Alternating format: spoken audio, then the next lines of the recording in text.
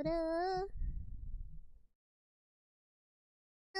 Frost, JRL Frost, the Control Fan, JRL Antinomy, our guys, hello, good evening, how's your weekend?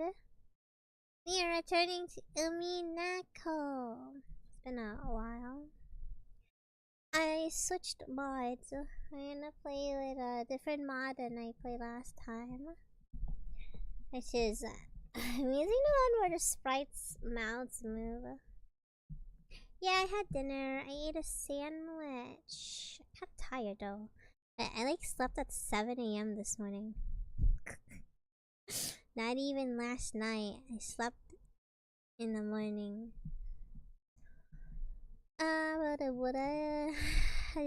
everyone. Xavier, hello. Mocha, hello. Like, I ended up, well, several things yesterday. I was working on an end screen that you'll see later today, and I was editing some KK things. Also, I watched, since I'm not gonna play it, I am watching videos, walkthroughs on Silent Hill F. Can I say my theories yet? Or is that spoiler? What was that?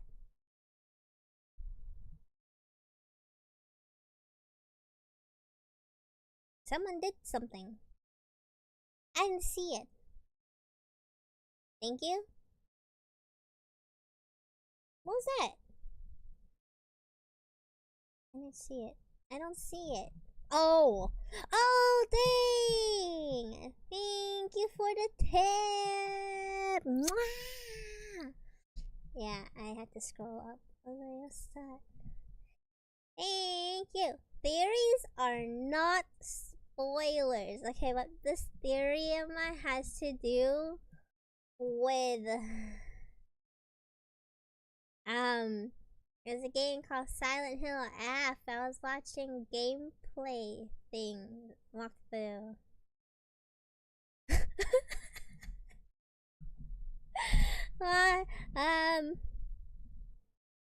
It has to do with one thing item in the game that you use and stuff, and out of sheer curiosity I was like, okay, well, those items are kind of weird. Why would you? Are we crazy? Okay, so from the very beginning of the game, they give you items to heal yourselves.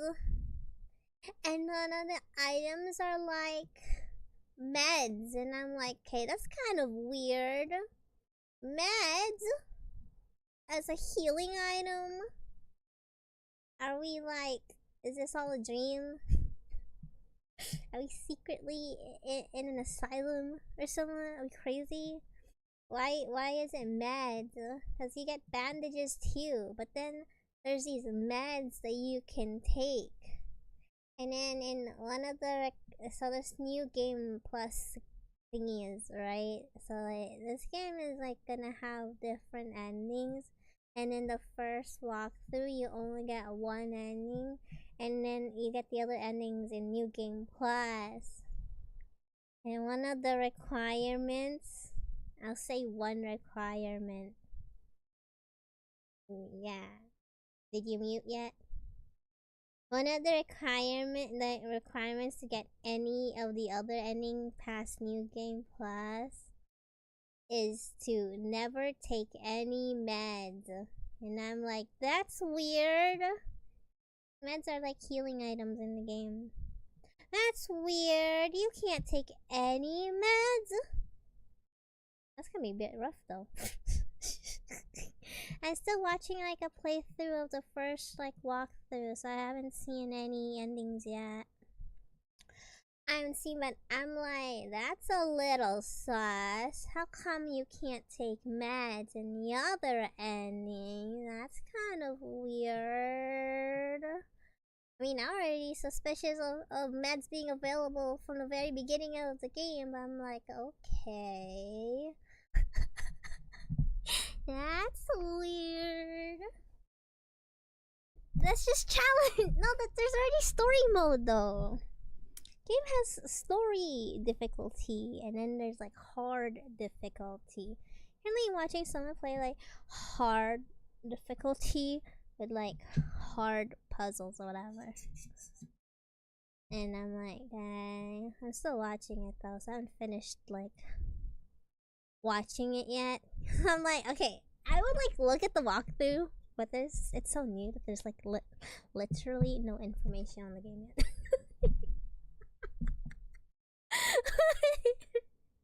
I'm just watching it and I'm not gonna play it. Joey, why don't you come here and clean it?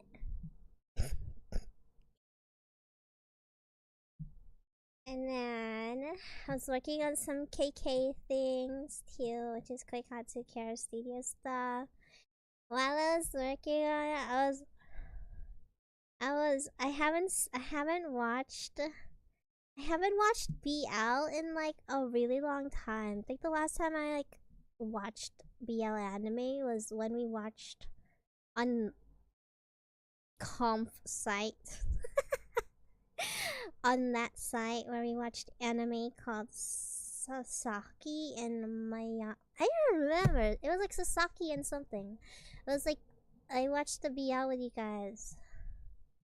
And I saw two things on YouTube recently. Well, not YouTube, Twitter. One video was a debut, someone that just debuted recently, and their debut graphic to be like, "Hi, I'm debuting soon," was literally BL, and I'm like, wow.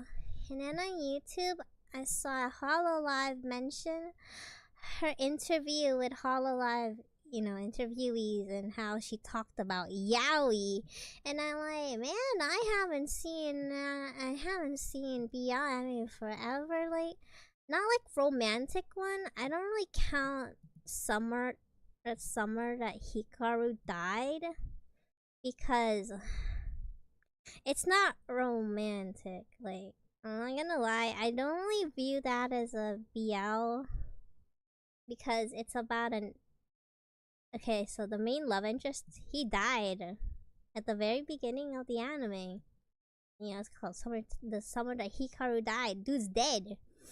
An alien took over his body, and he doesn't know the concept of love and stuff. But because he was a friend, the other guy was his friend, therefore he loved him. But it's an alien. It's more supernatural. So, there's like, yeah, so I watched a BF that's actually more like romantic in a long time. I mean, it's okay. I like it. At the same time, it's like, eh. It's fine, I guess. I watched it dubbed because I'm working on my wallpaper things. Working on a video, editing an ending screen, and Kaikatsu, so I can't really have Japanese. I can't understand it, so I watched it in dub. Made it really. I read the manga though. God's right, see, it's more mystery supernatural for summertime. The summer that not summertime. The summer that Hikaru died. There's no point when I read it that I squealed from joy. It was more like murder mystery kind of vibe, mystery stuff, supernatural. There's creatures, gods, and stuff. So I want it's like I don't know. It's like me saying, "Oh, you should watch this cute romance anime called Higurashi. So romantic."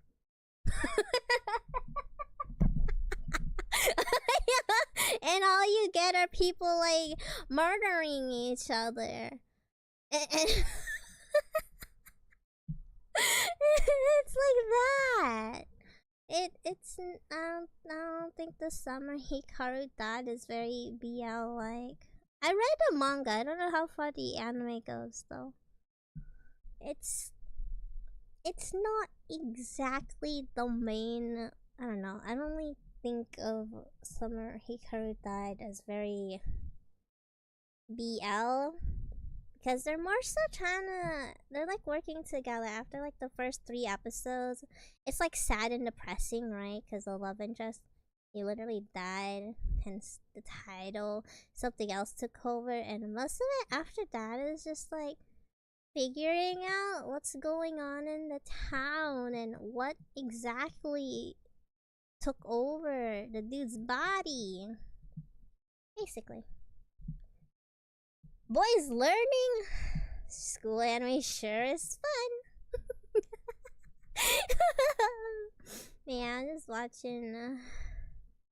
I was watching a scandalous BL featuring age gap. It's okay. Things move a little too quickly for me in that BL. I don't really like it when things evolve too quickly. It's too fast for my liking. Yeah. Yeah, it's a story of a teacher and student, and then there's another pairing. I like how like the second pairing, not even the main pairing, was like the primary story focus for the first 5 episodes of it. They're not even the main characters.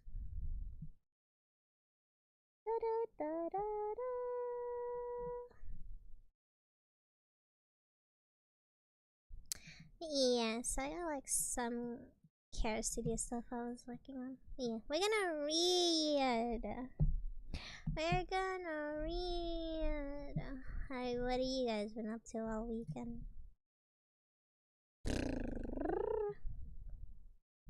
And that's why I didn't sleep till 7 a.m.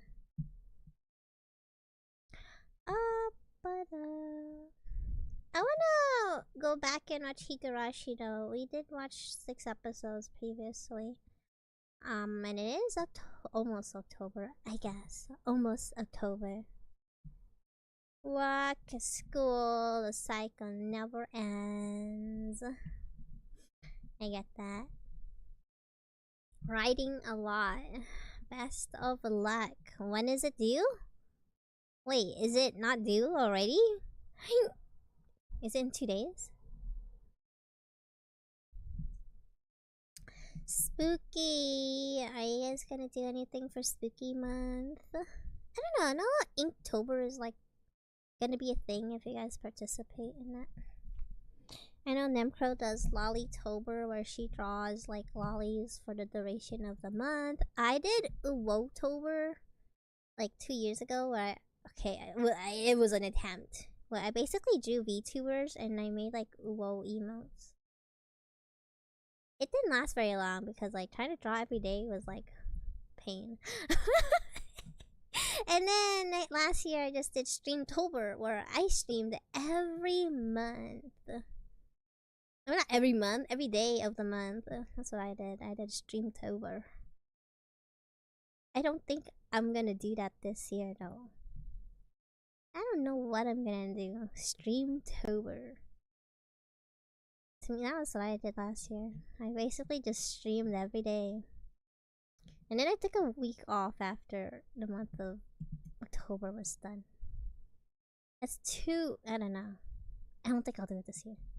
You should do stream 20, wait, what's stream 2026? Oh god, it's this game. Yeah, you know what, Secret Jonathan?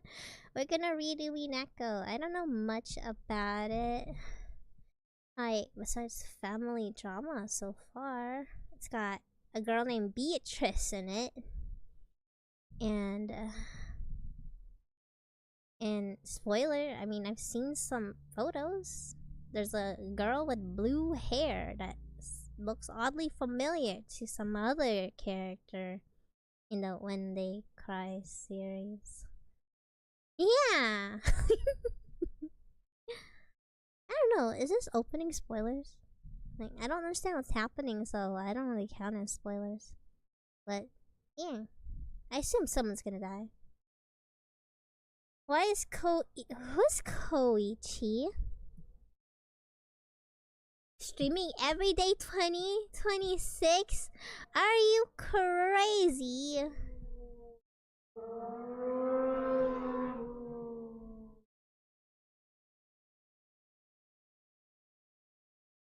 You guys hear that?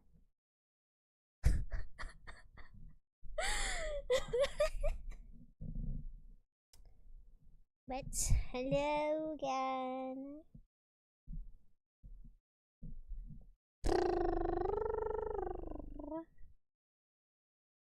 Dying in my Wednesday cries? Surely not. No, this is a wholesome, just family arguments visual novel. Yeah. Okay, where's the sound? Hey, you guys hear the sound? Oops! Did I hit the exit button? I did. Okay, oops. Start. Oh, yeah, it's on here. Okay, let's remember the last. Okay, so that's two things. I changed mods. Wait, okay, so there's the mod is the Umineko one. Basically, it does is just like it uses PS3 sprites or whatever. But also the mouths move now. And two, I think the last thing I had to replay it a little bit. I remember we ended around here, where they were all having a family gathering on this island where this dude who likes Beatrice or something is here, and he's locked himself in his room. What was that? Huh? What was what? The transition? And that's how it transitions. It's like a creaking door. And then another transition in between chapters or something is a gunshot on the screen. It's fascinating.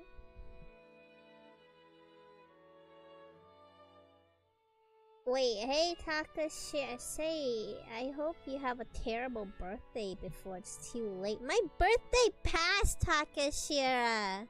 Where were you? You're so late. Huh? Well, I hope you have the most horrendous birthday. I hope you eat carrot cake.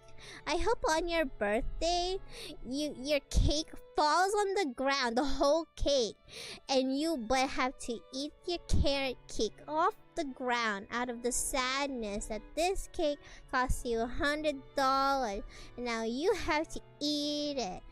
And I hope you trip, your shoelaces untie, you fall and trip on the ground where your cake is at. Your face is gonna be covered in carrot cake. And I hope you didn't get any present, and the only present you're gonna get is dirt on your face.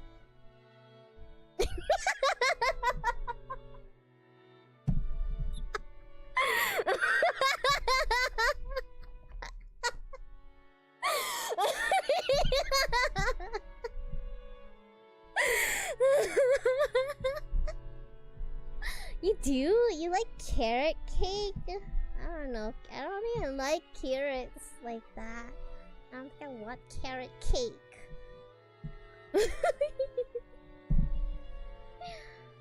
Okay.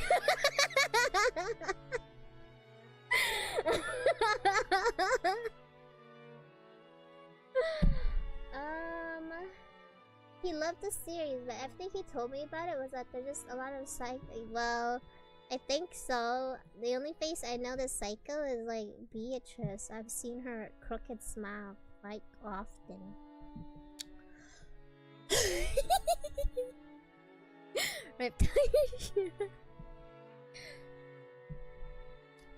Well, ladies and gentlemen, I don't know if I reload, if I like stopped at the exact moment we last played, because this was like a while back.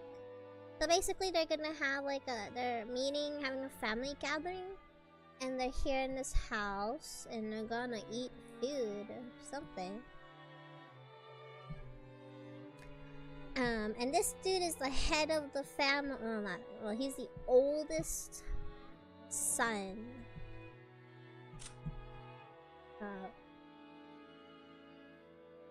Well, is his face not on here? Well, I guess we just met him. He's like the oldest son. These are like this is like the dude here. That's like the guy who has an obsession with Beatrice. And then he's got like 4 kids. We don't know who the wife is yet. And then this lady had like had a child with someone, but you don't know who it is for some reason. Yeah.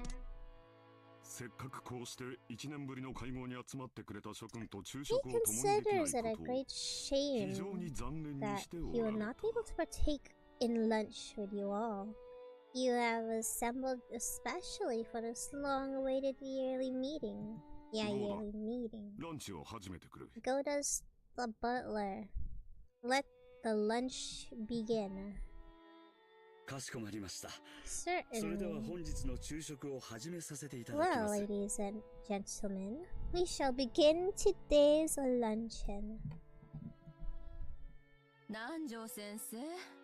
Is Fallah's condition that bad? He can't have lunch with them.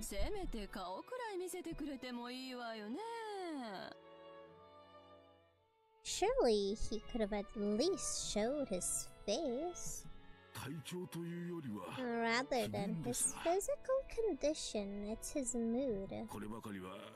And for that, there's no medicine I can prescribe.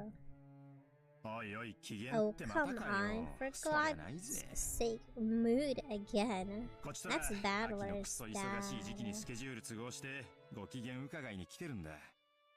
We come to hear how he's doing, making time in our schedules in this damn busy season of autumn. That's just... And then you got what you wanted, Rudolph. Rudolph the Red... You got what you wanted. You managed to hear how he's doing. Or do you want to take my place and try to persuade our ill-humored father to come join us? Are you kidding? Rudolph shrugged. Apparently, even though Rudolph seemed to resent the way his father did whatever he pleased, he'd rather avoid seeing his face if he could help it. Does it seem like his mood will improve before dinner? Ǩaosumi-san. I have no idea. You can try to ask father directly. Although, I think his mood will improve faster if we don't bother him. The only one who can bring grandfather's temper under control is Genji-san. Pretty damn pathetic when you have to have a servant to deal with your own parents' bad moods. Jessica, don't speak out of turn. I think that's her dad. She planned for her complaint to be heard only by her cousins, but it had reached even Krause's ears. I think so. Krause's wife. Yeah. Is this a lawyer drama? It's more like family drama. Hello, Abarase. Welcome in. Scolded, Jessica scowled and turned away sulking. Hi, Warlock. His condition can't be that bad, can it? With that kind of temper. I mean, if they were saying he's not feeling well, that'd be one thing, but if his mood's that bad, at least it's proof he's got some fight in him. Well, grandfather does have a strong willpower, but it doesn't mean that his body will always follow that.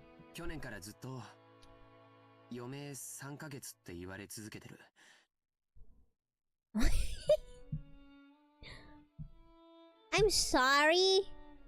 Digging what, Aburase? Exact what? Case closed.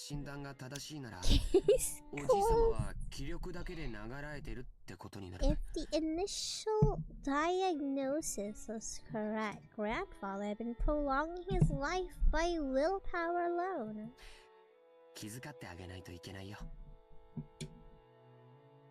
We have to be concerned for him. You guys ever have family gatherings like this? And they're all gathered together and have to eat at a big table like this?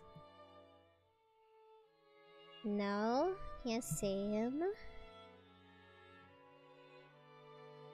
Usually for family gatherings or whatever, usually I'm like the rude family member who are like, hey, Mari, your cousin's getting married. Are you coming?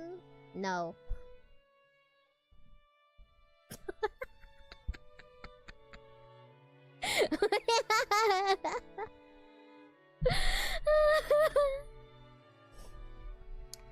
Did your family members get married and they're like, are you coming, Mari? And you're just like, are you coming again? And you're just like, heck no.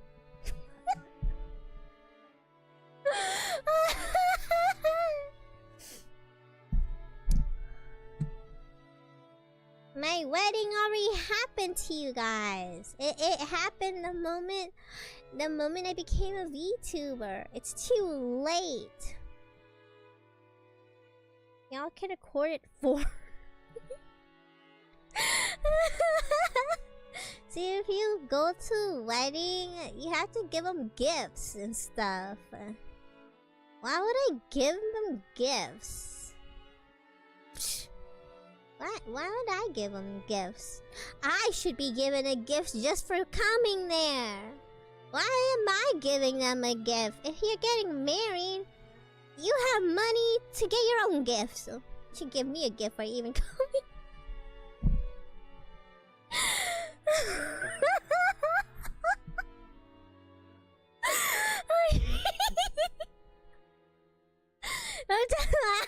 Like, if you got money for a wedding ceremony, you got money to give me a gift. Like, what? Like, why am I giving you gifts? Like, surely you have enough money for all this. Give me a gift.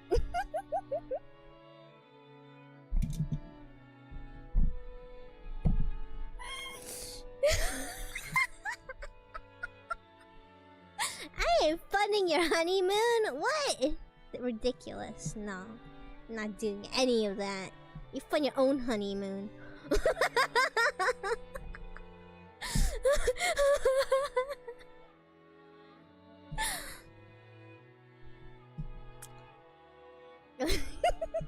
No.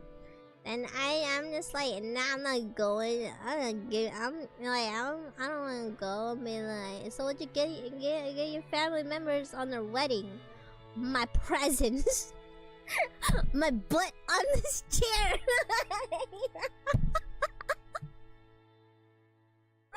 I sacrificed a stream for this. See, I'm like the rude family member, so I don't like going. I don't like going to join.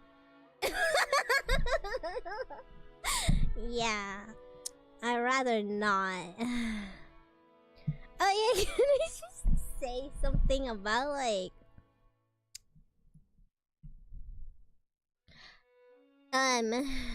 my cousin's, you know, like, what is it in marriage ceremonies where you're supposed to have like, is it like your dad to walk you or something? I don't know. I've never been to a wedding before.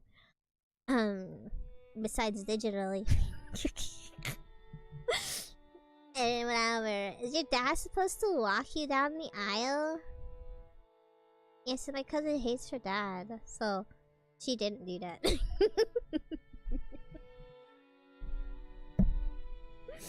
Man, dude was lucky he even got invited.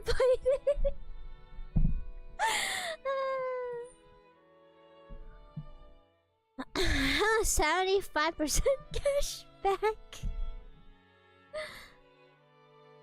The happiest day of a girl depends on the girl. I mean, like, I'd be happy too if I was walking down the aisle with Nagumo from Sakamoto days.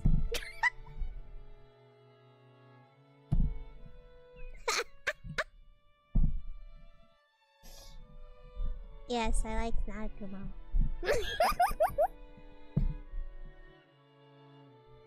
He's not the one with the glasses! That's the main character, Sakamoto! Nagumo is a dude with, like, tattoo on his skin! Dude with black hair!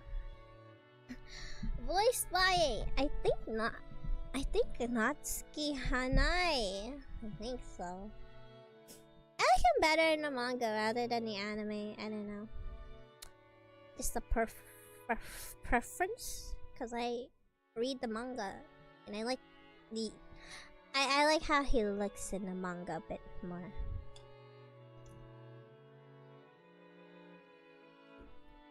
But now, dude with glasses, that's Sakamoto in Sakamoto days. The man who should have been sitting there was already old. In a brilliant glory which had built the Ushiromiya family in a single lifetime was slowly being forgotten. But I would hate to have to be, like, sit down in, like, a big table with family there. Like, I would just be on my phone. Ready to leave. I'm like the family member that's, like, always on their phone whenever there's a gathering. Yep. I'm just like, nope. I'm gonna go on Twitter. Yep. I mean, it's nice for those that have, like, a nice family experience. A nice family gathering. Unless your family is, like, really, like, arguing with each other and there's always, like, something and such, then it's not very pleasant, at least in my experience. I don't really have that. Just arguments, basically, just like in this game.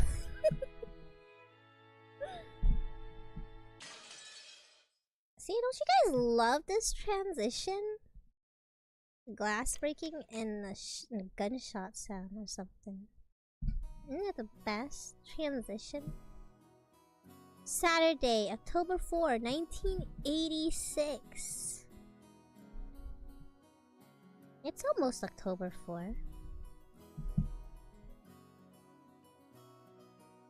Family conference was held once every year. Yeah.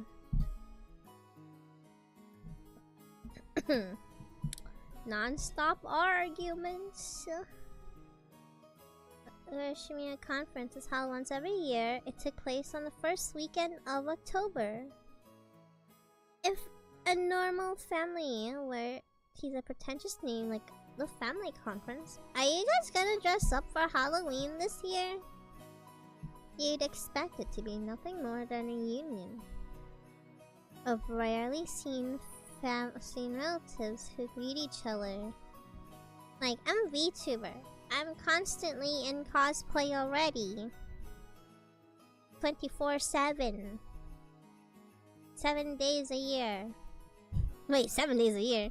24/7 every day, every day of the year. Yep. Halloween party. What do you do at a Halloween party? You're not allowed to drink, okay, Yen? No drinking allowed unless it's soda and seltzer water and mineral water and sparkling mineral water. No alcohol for you, Gen. Unless you want to walk home. Unless you're gonna walk home.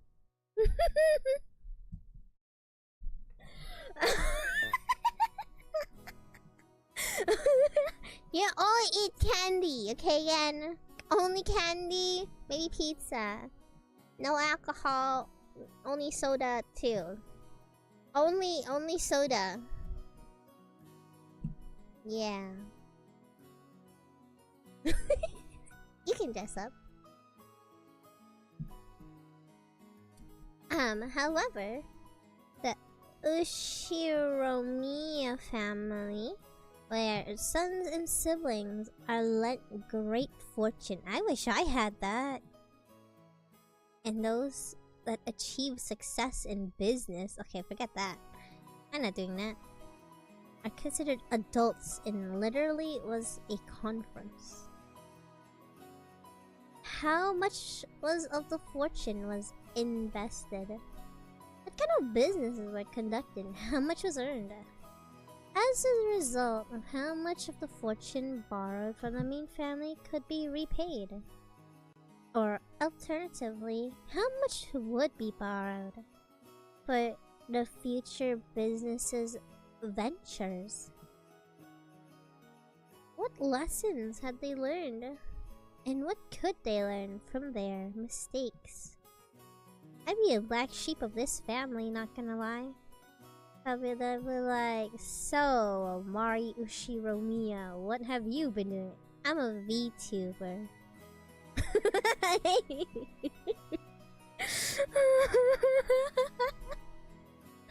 My dad called it a bed of nails.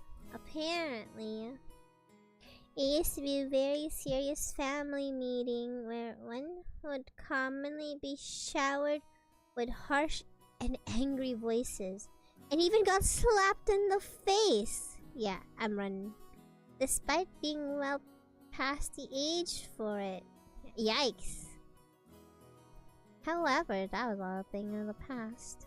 By now, everyone had achieved success in their own independent business ventures. And was on the road to becoming a normal yearly get-together. Even so, being asked by grandfather about the current state of play was an extremely stress-inducing event.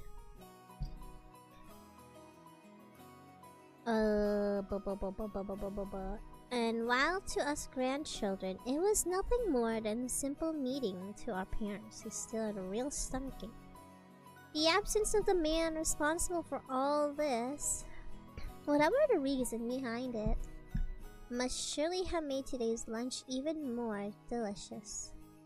The phrase, when the cat is away, the mice will play, comes to mind. Well then, let me introduce Jessica's father, whose face I haven't seen for 6 years. Uncle 𝐁𝔼𝐀𝕋𝐑𝕀𝐂𝔼𝐄𝔼𝐄. That name sure is easy to read, huh? Yeah, totally easy. Because I'm like such a kanji pro. Kraus.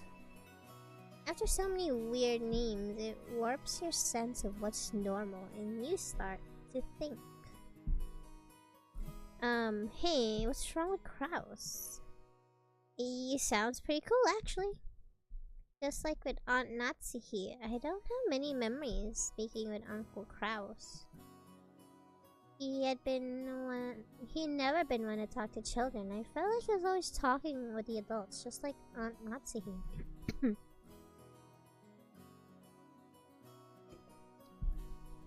𝐁𝔼𝐀𝕋𝐑𝐀𝕋𝐿𝐶. Oops. From the way my dad talked about him, it seemed he used to be a pretty spiteful and unreasonable person. If what dad said is true, then he used to be very domineering as the oldest sibling and was hated by Aunt Ava, Auntie Rosa, and the rest of the family. Odd, considering they're all having fun chatting together. Well, I guess even if their relationship was bad when they were children, sometimes when people grow up, they go their separate ways and the relationship changes. That's probably what it is. After all, they are all children about the same age. Since they share similar family environments, they probably all profit by exchanging opinions. Maybe because of that, the parent circle has been deep in conversation for a while now about the exams Jessica and I are going to be taking. Jessica, in order to skip the discussion of exams with the old bastard sitting on her left, was purposely facing to the right, firing off topic after topic, as to not give him an opening. Moving on, let's look at the end opposite from Uncle Kraus and the others.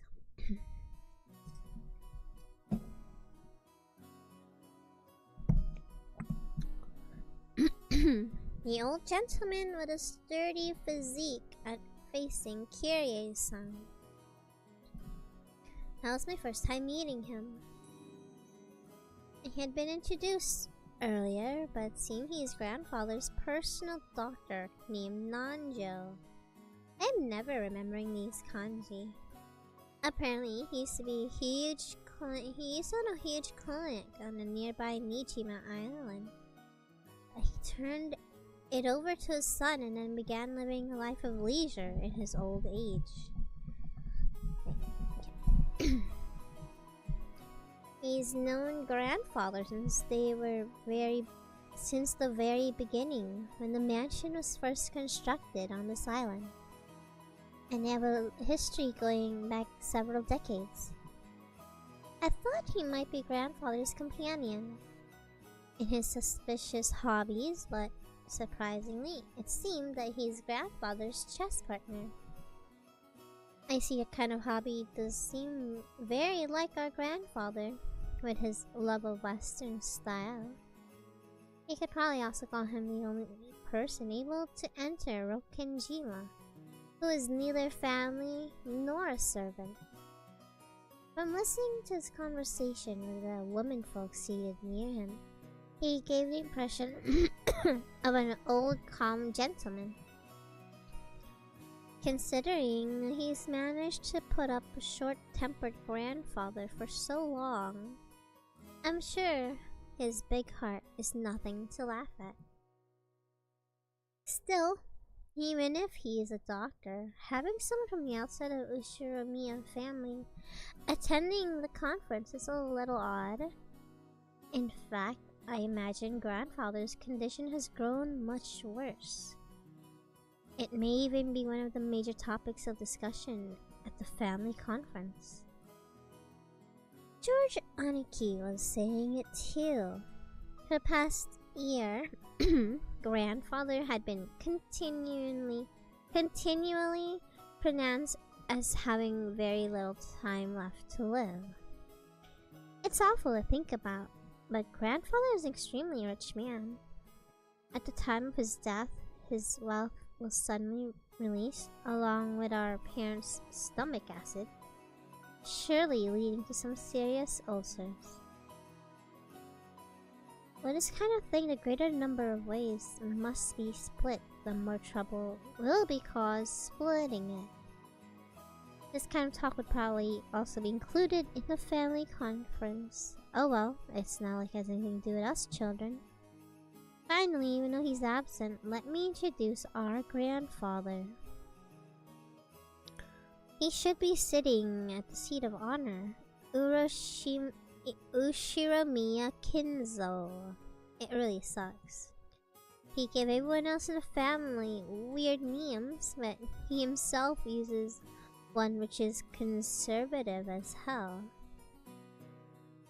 If only his name were written the same characters for gold and vault, but he let us call him Goldsmith or something. That'd be totally awesome. As you probably gathered from talking about him, he's a frightening person and extremely short-tempered. Because I'm just his grandkid, I haven't met him since I was in elementary school 6 years ago. I don't remember. I haven't met him since I was in elementary school 6 years ago. I thought you're old. Wait. 6 years ago? When the heck is your elementary? 6-year gap. You're like, I don't know, 18? Come on. I don't remember. But I don't think, if he's 18, he would be 12 years old 6 years ago. I don't think 12 is elementary though. I can't math. I don't remember ever having been beaten by him, but it seems our parents were raised with an iron fist. The earlier conversation between my dad and Uncle Kraus about who should try to convince grandfather to come out. It seems oddly funny if you take this into account. In order to tell grandfather's story, you have to take yourself all the way back to before the Showa era to recount the tale of the Ōshiro-miya family. 1926 to 1989. How many years is that? Is that when he was born? Until the Meiji 1868 to 1912 and the Taisho eras, the Ōshiro-miya family was great and prosperous. They owned several spinning mills, and they were very wealthy people who merely had to fall about laughing while the money rolled in. Incidentally, grandfather, as a member of the branch family, originally had nothing to do with the main family, distantly separated from the head's inheritance. He apparently had very little involvement with the head house. However, during the Great Kanto earthquake in 1923, the mansion owned by the Ōshiro-miya family in Odawara was flattened. The spinning mills in Tokyo were all burned down in a huge fire. Ouch. And the Ōshiro-miya family lost most of its wealth and family members in an instant. It then became a matter of who would become the heir to the main family, and as it turned out, none were left except for Kinzo, who was far removed from the main family as they come. Kinzo himself later said it was such a good luck. It was as though fate itself had been turned upside down. With that, grandfather's ordinary life did a 180. He was entrusted with reviving the wealth that the dying Ōshiro-miya family had almost completely lost. Of course, just because you suddenly dump a task on someone doesn't mean they can do squat to accomplish it. I doubt the people around him were expecting much. But this is where grandfather began to display his extraordinary talent and good luck. Grandfather used all of the funds and everything from the hair on his head to his toenails as collateral to borrow a massive amount of money, created a gigantic supply of funds, and immediately started a business. It was like tumbling down a hill on a bike without any breakers. And then jumping into the neighboring bike, and then another one. Just like some crazy street performance. Probably anyone would have thought that grandfather had no business ability.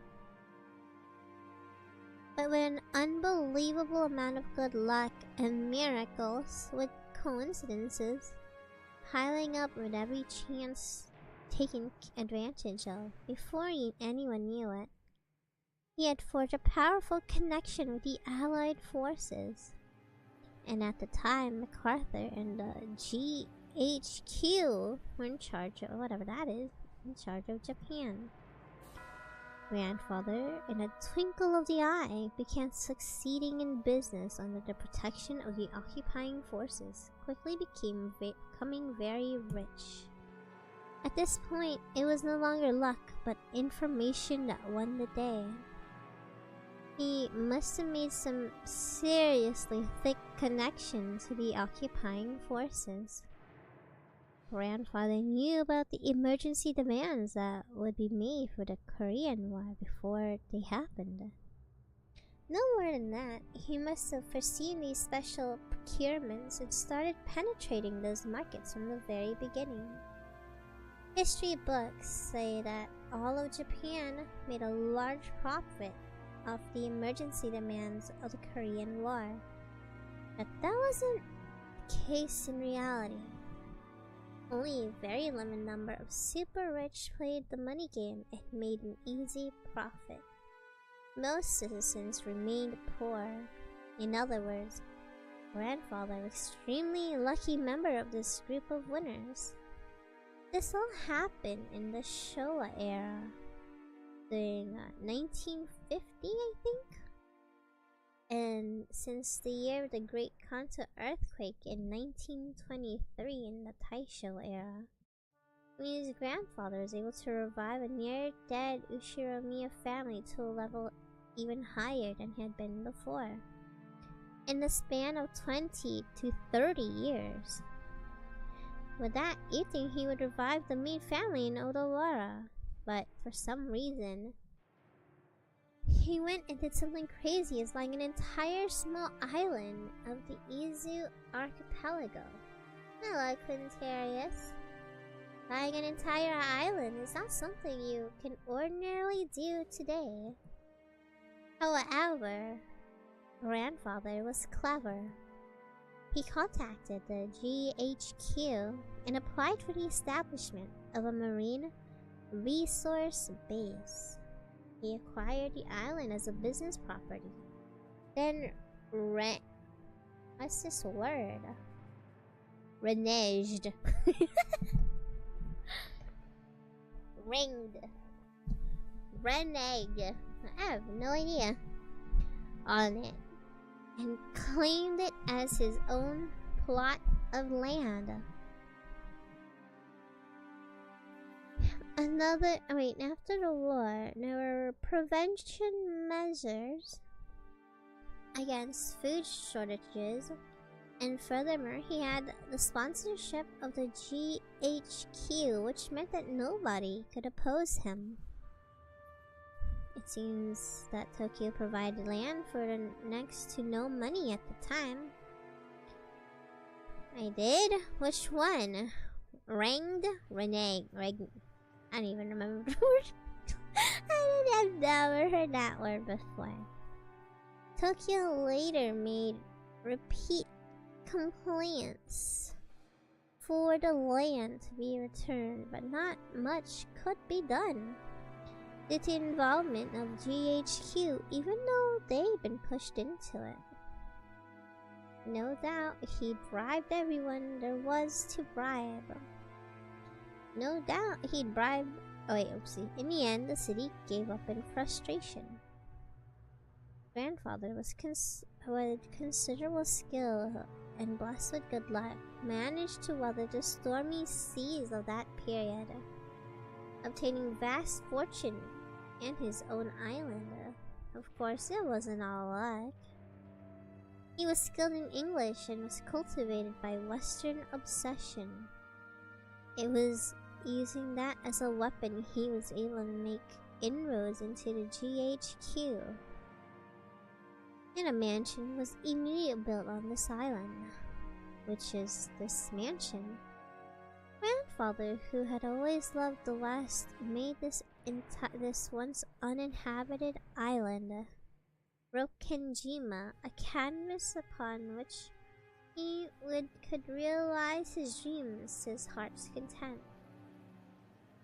The Western mansion had always imagined overflowing with emotion, a beautiful garden where various roses had been planted, a private beach where nobody other than himself could be permitted to leave a footprint. To have this much would be every man's dream. After making good use of his huge fortune, he became a large stockholder in an extremely stable iron and steel industry, and was able to live an easy, comfortable life just using the dividends. Well, he's just that incredible. This kind of person normally gets portrayed after the fact as having the ability to foresee and predict the future or something. My grandfather denies all that, repeatedly saying he is simply blessed with good luck. Anyway, even a lord like that with all his dreams made real, I can't help but grow increasingly odd when locked up alone on an island. Everyone knows he's been obsessed with the West for a very long time, but none of our parents really know when this bizarre black magic hobby began. Perhaps his love for black magic began way back when he became fascinated with the West. Hi, 𝐁𝔼𝐀𝕋𝐿𝐄𝐼. Or possibly his miraculous stretch of good luck, which allowed him to revive the family caused him to feel a mysterious power in himself. At some point, grandfather began research of black magic in his life's work, filling his study with suspicious books, chemicals, magical items, as he became increasingly bizarre.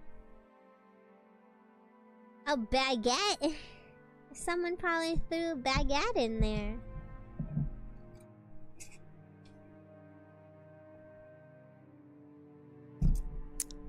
No. Baguette in captivity. No. Some kid probably brought in a whole baguette and threw it in there. Perhaps. Now, how you doing, 𝐁𝔼𝐀𝕋𝐿𝐄𝐼? These beings with few remaining years of a person successful in life, and those around him warmly watched over him, feeling the time was his to spend as he pleased, or so I hear, but no way in hell is that true. Wait. Those around him warmly watched, feeling... Oh, I see. They were probably just driven away, thinking that's disturbing. I don't want to get involved. Well, that was a war-torn period at a time for big gambles, with both opportunities and risks. I'd like to see grandfather do so well that he'd been born in this time period. He would have had no opportunities and would probably have advanced like a chess piece from a mandatory education college at a leisurely pace, never becoming more than an average company employee. If that happened, he'd probably be sitting here with the rest of us, regaling us with tales of his shitty boss. No, not here in the dining hall of a mansion. We might have been around the table at some bar. If that were the case, I'm sure this would have been a far more comfortable family conference.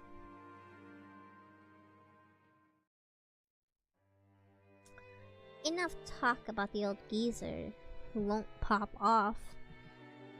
More importantly, let's talk about this incredible lunch. I was already sold by the sashimi salad. Goda is a hell of a chef. Plus, the fish that were caught in the oceans near here, weren't they? The sashimi you get at the supermarket don't even come close. Hey, quit it, battler.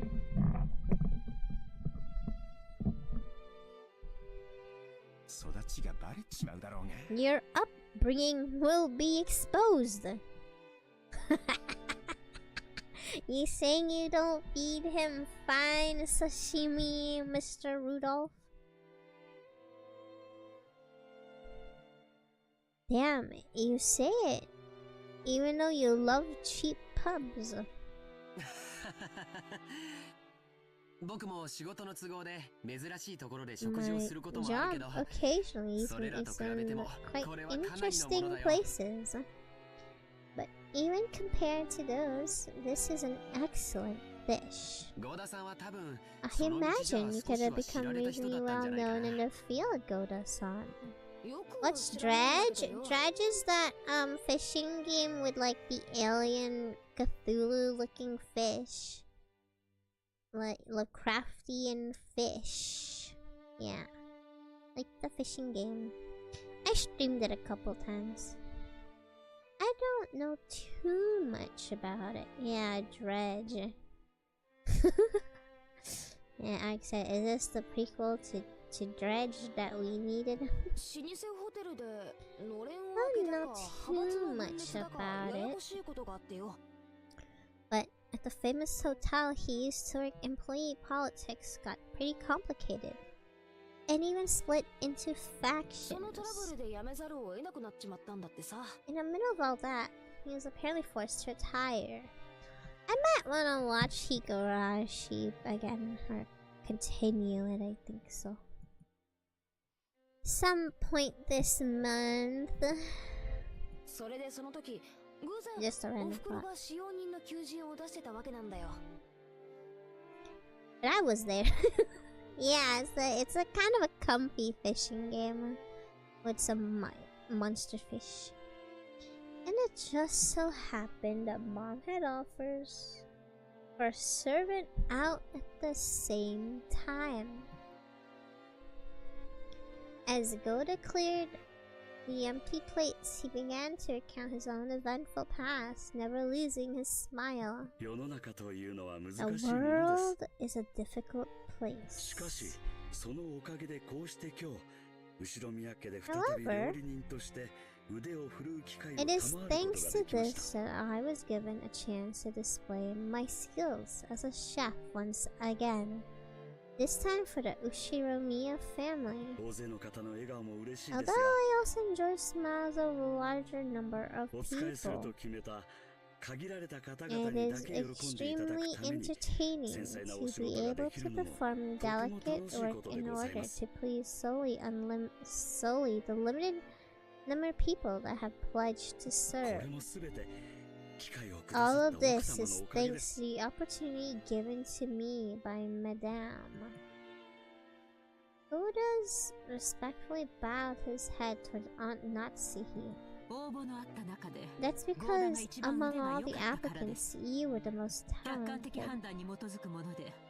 The decision was based on personal feelings, but purely objective, so there's no need to thank me.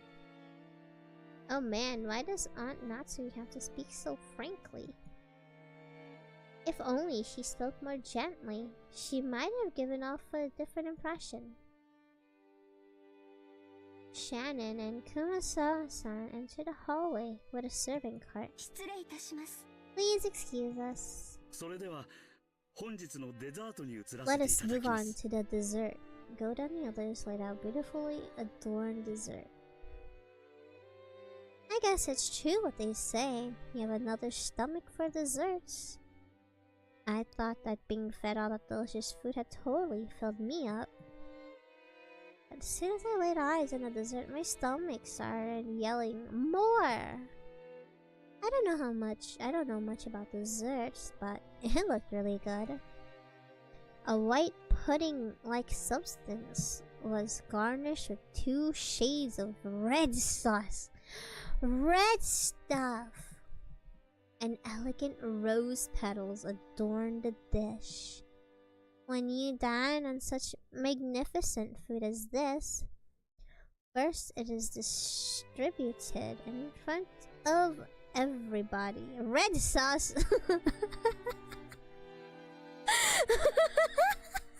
Red sauce! Everybody, and then the chef takes a moment to extol the virtues of his creation.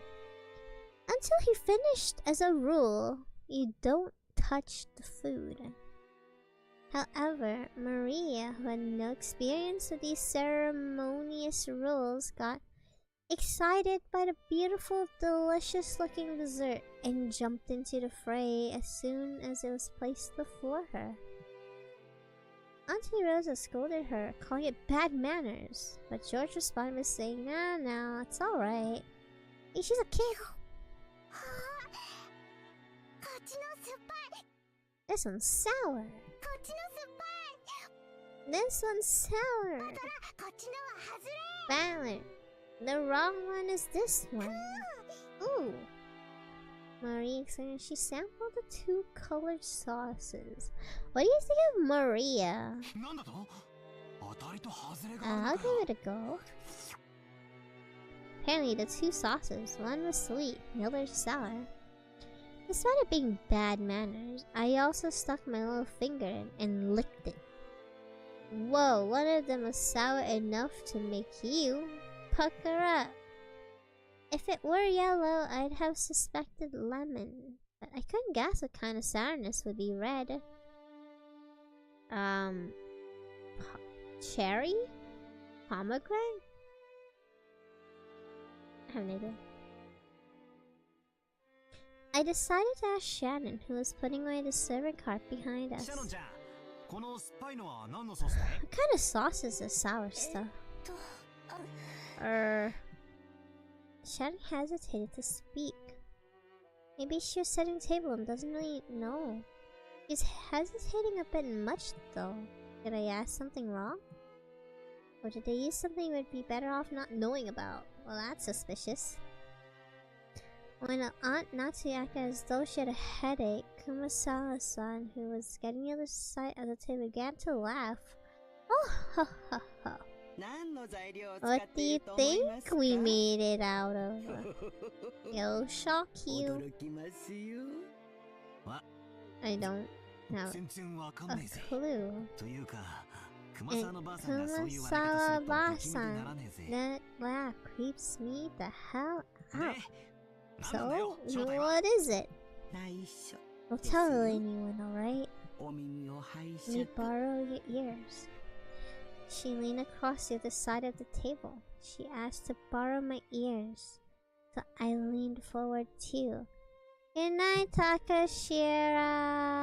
Sleep well. Dream of me or else.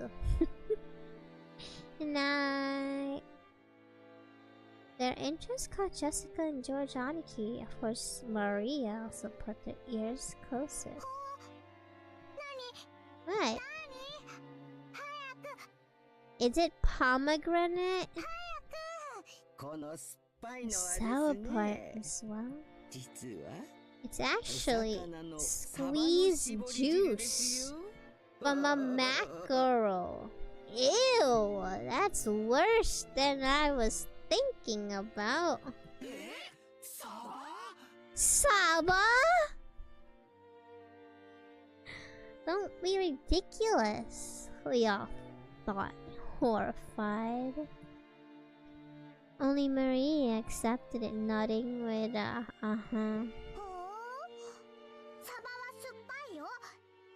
Sabas are sour?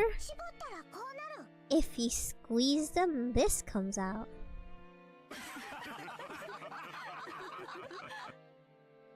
When Marie started clamoring the mackerel were sour, the adults were unable to contain their laughter. Vinegared mackerel, I see. Now I remember it perfectly. 𝐁𝔼𝐀𝕋𝐿 was always the kind of character, wasn't she? I think I remember tricking me about all kinds of things when I was young as well. Amongst all of them, the most painful had to have been that one. The flimsy black stuff you get in Chinese food. The what? Kikarage. Oh, those things. The mushrooms, I guess. Maybe? I think I recall something like that. She told me it was penguin meat, and I went all around school like a smartass, telling everyone, didn't I? You sure haven't changed. Now, you know Maria's gonna believe now, right? It's just a joke. Goda will tell you the sauce is in just a moment. Goda looked a little put out by having his masterpiece laughed at in such a strange way. But after clearing his throat once, he introduced the dessert to us. Allow me to describe tonight's dessert. Based on the rose garden that everyone seemed to enjoy so much, I finished this panna cotta in a rose garden style. Rose petals scattered across were selected just now from the rose garden. And for the sauce, I prepared two different reds for you: strawberry and rose hip. Yes. And it says strawberry with rose hip. Please set them aside before eating. Please enjoy. Man, I want to applaud before I've even eaten it. It's like you take medicine and you know how it seems to work better than you've read the instructions. Thanks to Goda-san elaborating on the details, I feel like he's knocked it up another notch.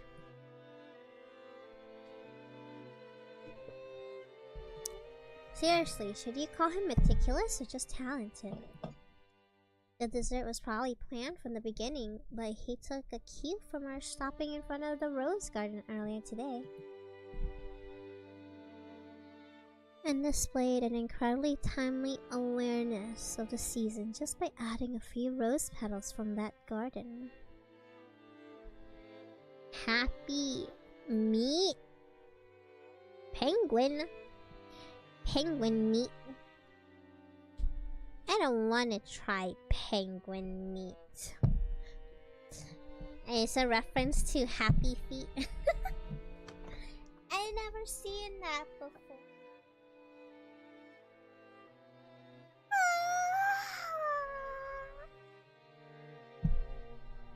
Yawn.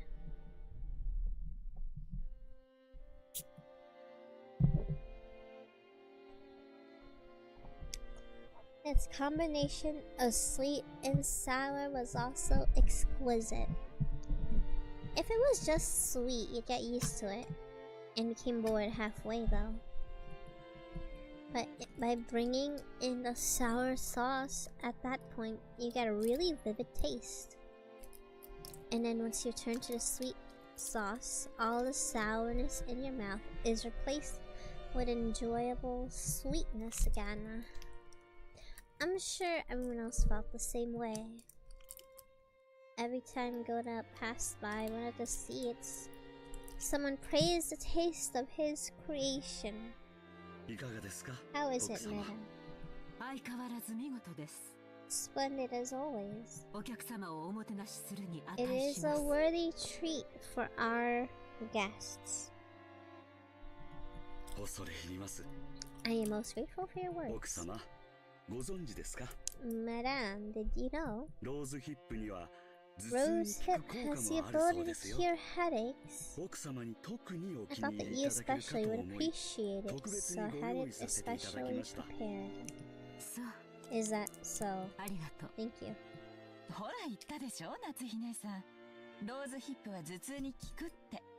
Headaches. So it seems.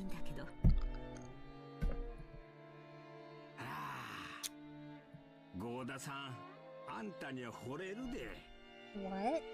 Anta. What did he say? That's not. Wait, Anta.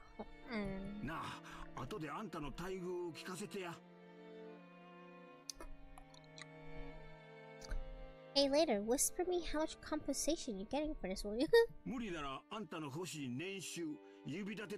If you're sworn to silence, you can stick your some fingers instead. Let me know your price. I'm gonna hire you as my butler, is what he's saying. I need a cough drop. Yeah. Too much dialogue. So I need my first game.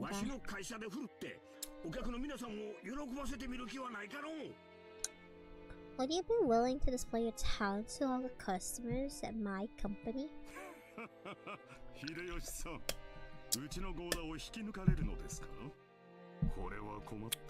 How troubling. We'd better make some improvements on his salary, or you'll get snatched away.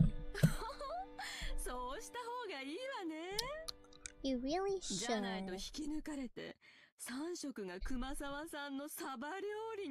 If you don't, we'll be lured away and you'll be stuck with 3 meals a day, 𝐁𝐼𝐄𝔼𝐄𝔼𝐄 style mackerel cooking, won't you?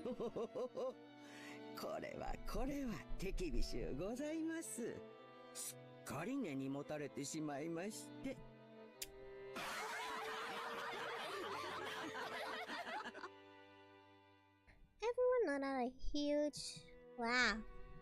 According to Jessica, 𝐁𝐼𝐄𝔼𝐄𝔼𝐿 mackerel jokes are a type of running gag. Our parents have long since gotten used to it.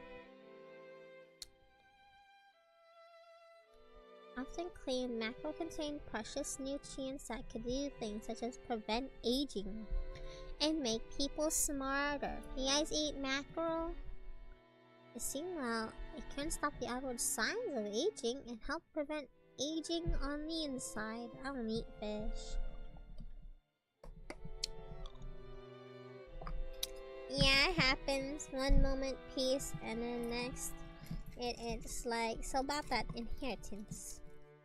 Since you're still healthy enough, that must be the real thing. I like tuna. I like spicy tuna. Only cause like the spicy tuna, it's spicy, so you can't really taste the fish flavor.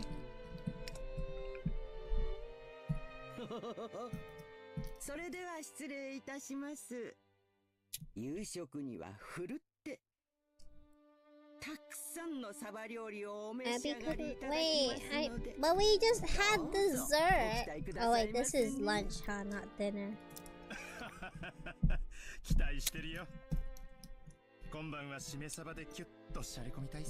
Fish is your favorite type of meat? Me, I think it's either chicken or beef. Yeah. That sounds wonderful. Japanese sake.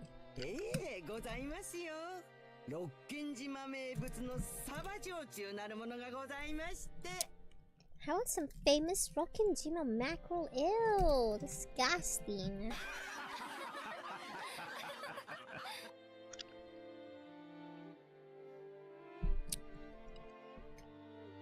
The other Shannon bowed and pushed the serving cart away. Amazingly, Goda-san, who just as though his stock had been stolen from him, he explained very seriously that tonight's dinner would actually be calf steak. Calf steak? I've never heard of that.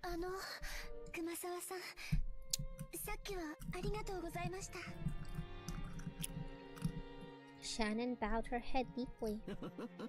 I haven't done anything that requires thanks. Veal? Oh. I don't like flavors like lamb. I don't like lamb. I've had lamb. I don't like it. There's like something about the flavor that I don't like. I don't know how to explain it.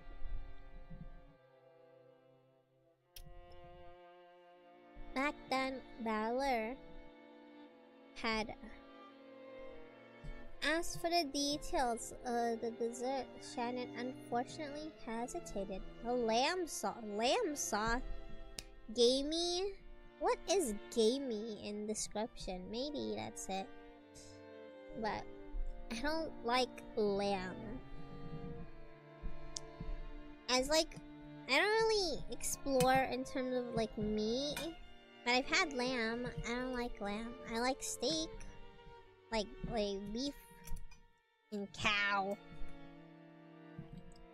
I like chicken. I like pork chops, but not very often. I don't really eat pork chops much. I mostly just stick to chicken and beef. Lamb is a no.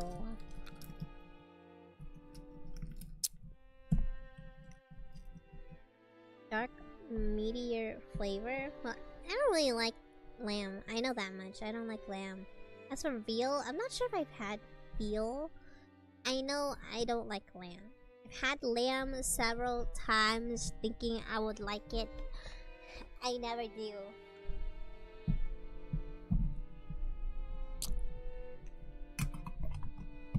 Shannon, who hesitated, the hard-pressed response, was suffering because of the small weakness. If only Shannon, like Goda, had a little bit of craftiness needed to skillfully shake off a mistake, her days would be a little more comfortable.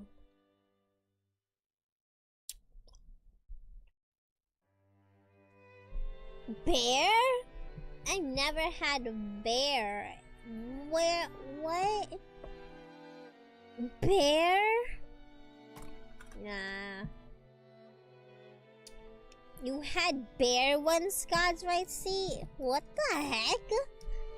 I did not know that was a thing people ate. That's a no for me. Ew. No, liver. Oh, I don't think I like. I don't know if I've had liver, but I think I had like some Chinese dish once, which is like there was this black thing and it was like blood or something. It was like it looked like tofu, but it was blood of something. I don't remember what it's called. I didn't like it. Ugh, I didn't like that at all. I'd rather just stick to most typical meat you can find at a grocery store. Thanks. Blood pudding, something like that. I didn't like it. Ugh. That's something I don't like either. I tried before was pig balls. Yeah, I didn't like that.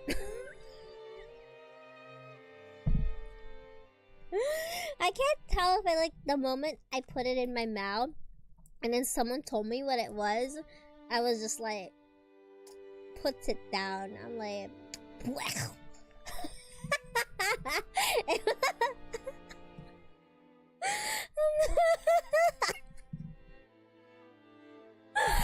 Like one of those like, and like people order like random foods at like Chinese restaurants and stuff.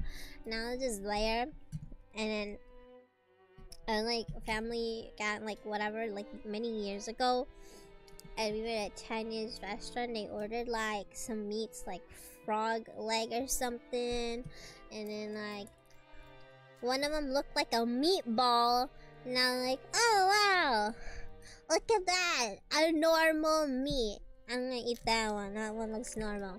And then I was told that it was like pig sack, and I'm like, Ew!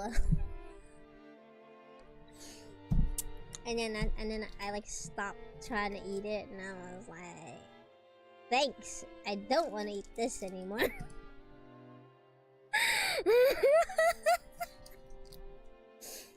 Ew. I'll just stick to some normal thing you can find. Yeah. And when it was like the blood pudding or something, I didn't like that either. Yuck. Moose ribs?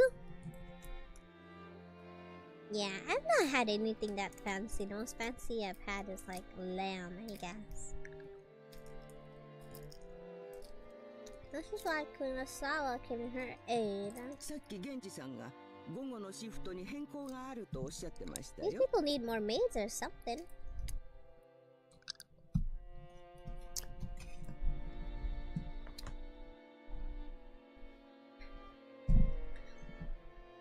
An alien? I'm not eating an alien. What if I get a disease?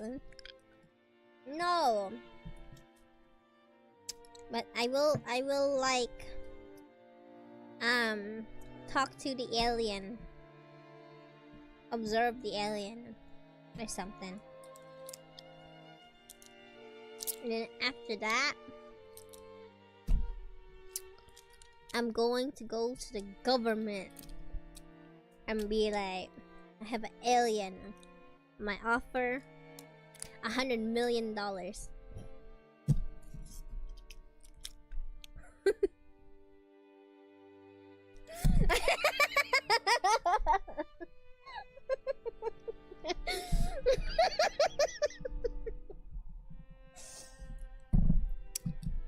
Yeah, guys, I see it. I need some money, okay? And if I had a hand on an alien, yeah, I'm selling.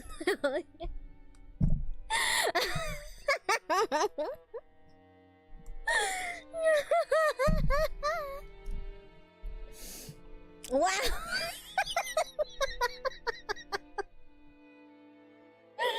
Yeah. It do me like that. I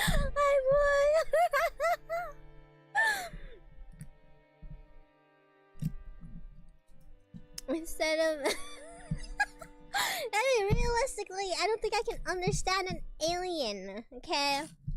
I can't be like, alien, give me alien guns, and I will sell these guns and profit.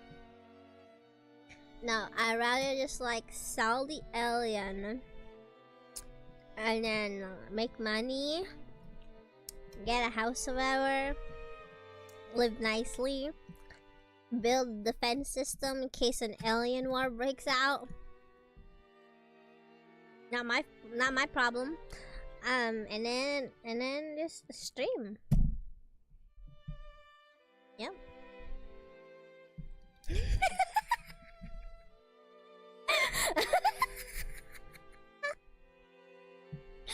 You know, like, if they make alien war tech, it's not my fault. All I did was sell the alien to whoever got me $100 million Renos, okay?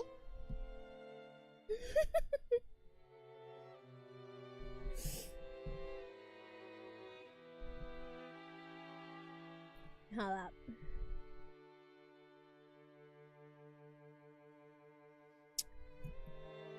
I want to show a picture of, speaking of maids, I have a, will you ever get an alien, I'll buy, and you get, I don't want an IOU, I want it immediately.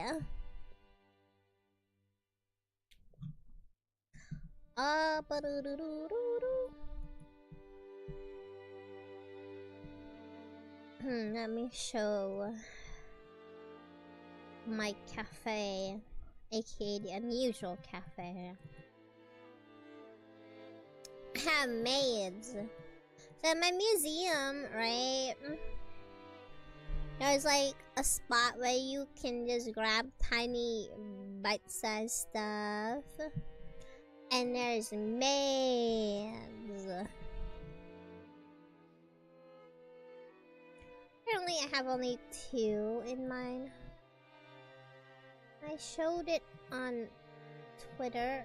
I also showed it in my Discord. Wait, where is it?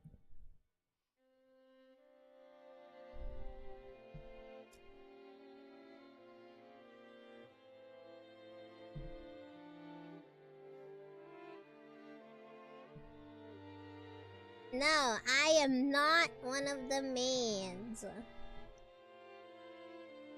I am not a maid. I am a reaper. So I don't work at the cafe.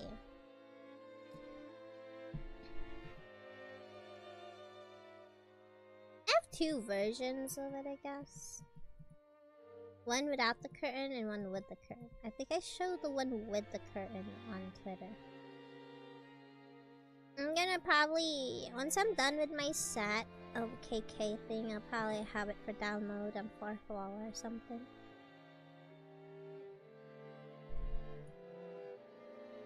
Okay.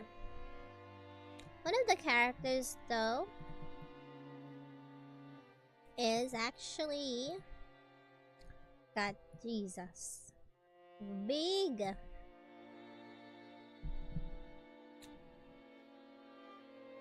Okay.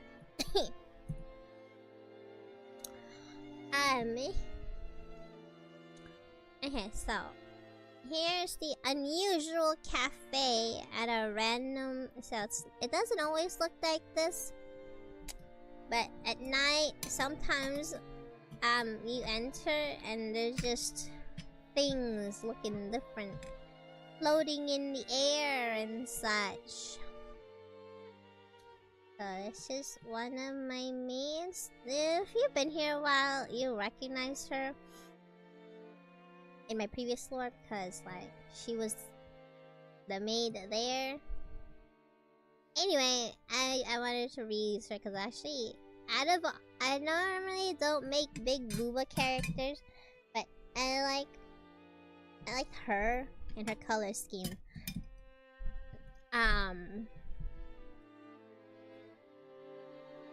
Setsuna. And well, there's Flugel just ramming some drink. That's why not?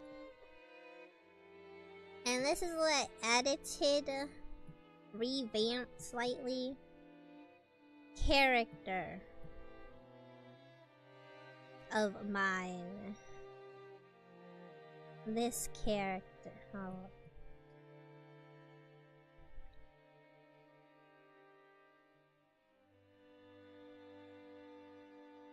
Let me just shrink away. Whoa.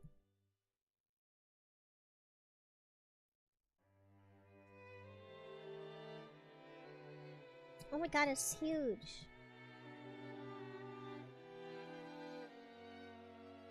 That's Setsuna, not Setsuna.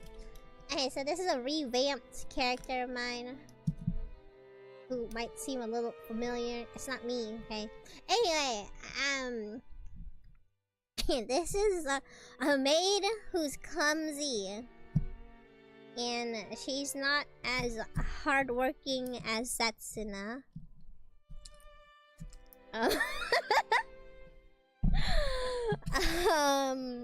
Revamped, she works as a maid in the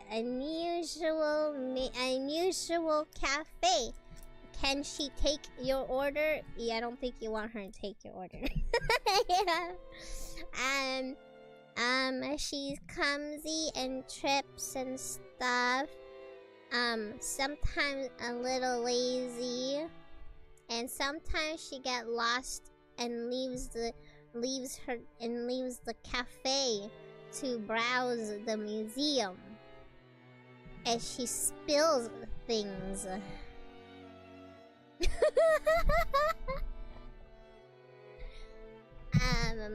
Yeah. I kind of like a little similar, I guess, to the maids in Tsukihime, except worse, because at least the maids in Tsukihime are competent. In this one, only one is competent. The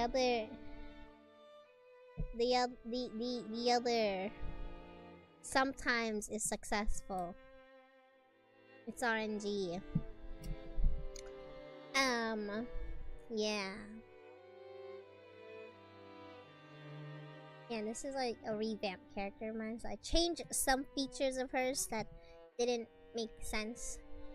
Anyway, I named her Ruri. And then there's Flugel. Isn't Flugel so cute?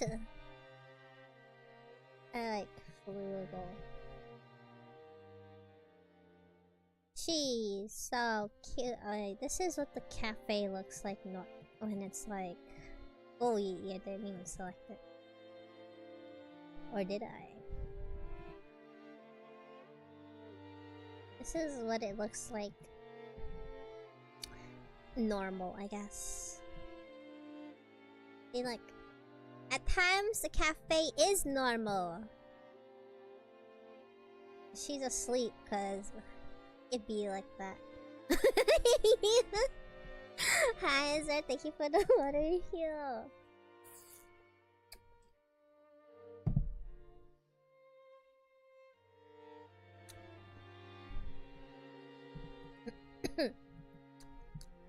And I have other ones I'm currently trying to edit the lighting of.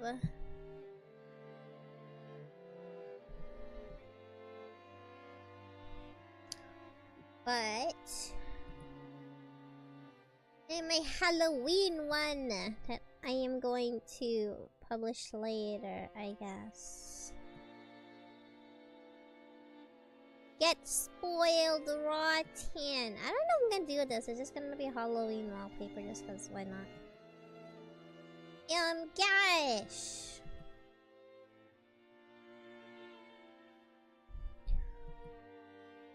Happy Halloween. And then there's a character there, which is the pinned character design on my @Piffle Twitter account.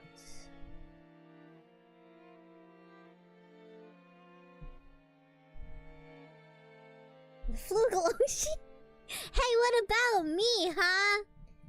How about me? But yeah, Flues. I like Flugel.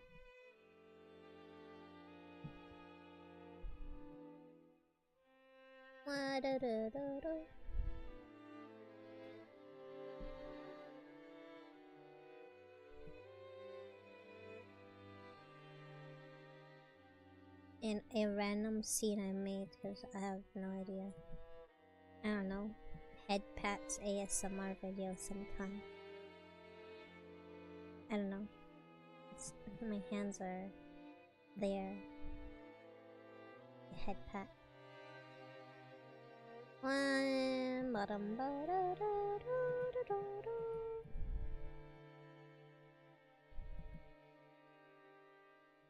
I know. And this is the no curtain version. That's the no curtain version. And then this is the one. This is the thing that I was like working on like the night before, I guess. And this is the curtain version. Doesn't it look nice? It might look like it's so random. Why would I ever enter this cafe? It looks nice.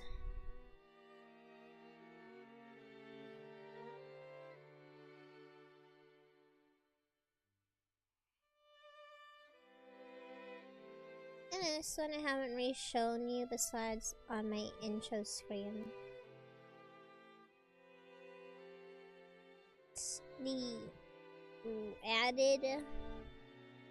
I added someone there.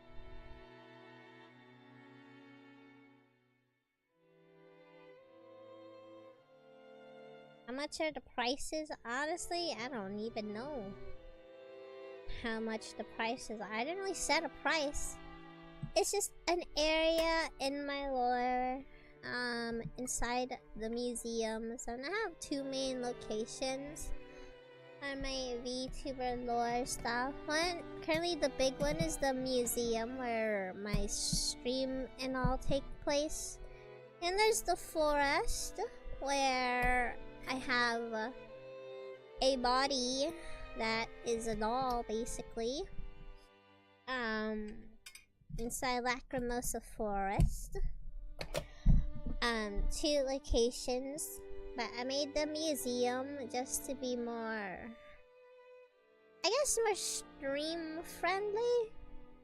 It allows me to have areas where you can like have a cafe, have places to watch, movies, well, not really movies, but like, you know like some museums, they have like a section where they let you watch things, and you sit there and just like chill and watch.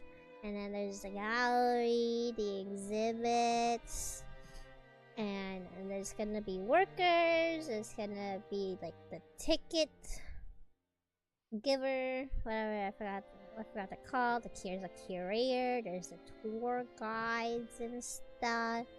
And then there's like the portraits and the paintings. I mean, like a museum for more stream and knowledge things. And then there's the forest. The forest is still there, still exists. I just like the idea of a museum better in terms of stream. Ticket, yeah, it's like the people that give you like the cashiers that give you like a ticket, and they give you like the brochure map for the museum. I was thinking, wait, actually, I think I was like I think I had an idea for a design for a character for who's gonna be in the front giving tickets and stuff. And then there's like the tour guide, there's a curator, an archivist in charge of like paintings, and I forgot there's another one. I like looked up like a list of museum jobs. But I'm gonna like have characters to fit those roles. And the gallery, which I am in, the portraits, which I am in. I don't work for the museum. I am a reaper within paintings, and I am able to basically leave if I have to take a soul. But then that's temporary, and me, I want to move around more, and so I kinda cursed a doll inside us forest, so I can move around more, at least a little more freely, not too freely, but longer than if I could leave the painting. So basically how I have it is I'm a reaper inside paintings. There's more than one reaper, with different abilities and quirks. I can leave my paintings, or the reapers can use the frame of their painting in order to reap a soul or someone. But after they're done, they're kind of forced to go back in the painting or inside their frames. So it's very temporary. And me, I found my workaround, which is a doll. I have a doll body in the forest. Yeah! And stuff. And then the knights are with me, and you guys collect things for me to maintain my body form as a doll. As a ball jointed doll. Guys, the ball jointed dolls I like ball jointed dolls. I always wanted one, but those are kind of pricey. Like the nice Dolphy ball jointed dolls. Have you guys seen those? Those are nice. But they're like $300 plus. I never got one. And I always wanted one. But those are they're expensive. So expensive. I can see why. You seen them? Kinda nice. Here, let me show you guys. Ball jointed. There's like a specific brand that I wanted. From bonked USA.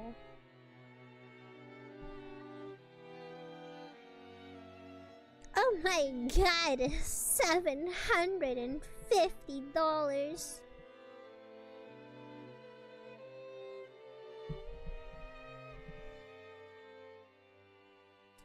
Okay, this is sold out.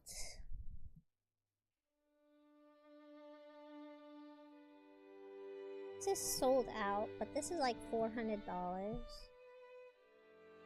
As an example, you can like change the clothes and stuff, but like as a base price, this one is like the more quotation mark affordable one.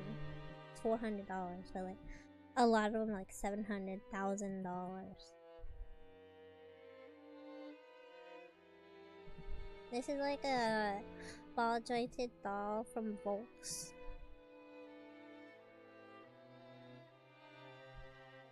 That one. Yeah, it has like, you can pose them because they have like the joints and stuff. I like how it looks. I think it's kind of cute. I always wanted one of those, but they have always been expensive to me, and the prices have never been not expensive. So pricey. Yeah, I think that's like the cheapest you can get there. Is about $350. Bro, look at the sofa. Oh my god, this trunk is $264. You can buy outfits and like couches and stuff for them, but wow, Jesus. This toy fake sofa for your doll is $220. You can probably buy a real sofa for that price.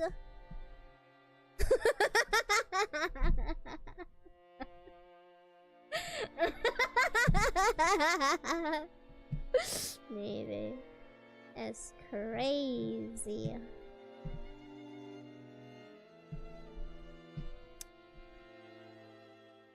I'd always be watched if I had one of those. They're cute though. They got like collabs too. They've got Miku, and I don't know if you're into Final Fantasy. They briefly for a time had that one guy from Final Fantasy 14. The silver hair guy, I forgot his name. They've got some Fate collabs too. If you feel like spending $1,000 on a doll, but you know.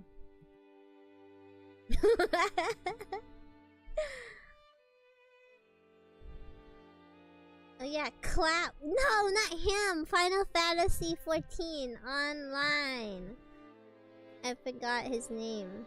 It starts with an A. If you guys play the online game. What? Aerith? That's a girl. That was a dude.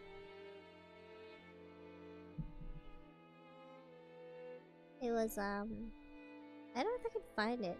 I forgot his name. Final Fantasy. I remember it was really expensive.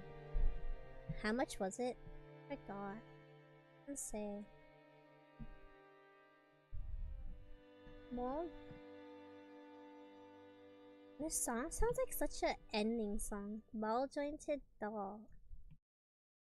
14 online. Oh, his name is Alphanod. Alphanod.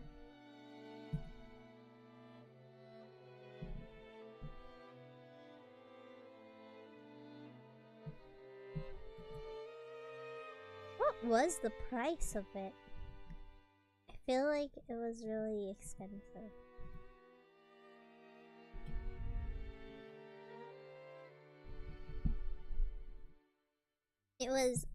It cost $820, which I think that's extremely pricey for a doll. That looks nice. I like dolls. I like dolls. Yes, like dolls.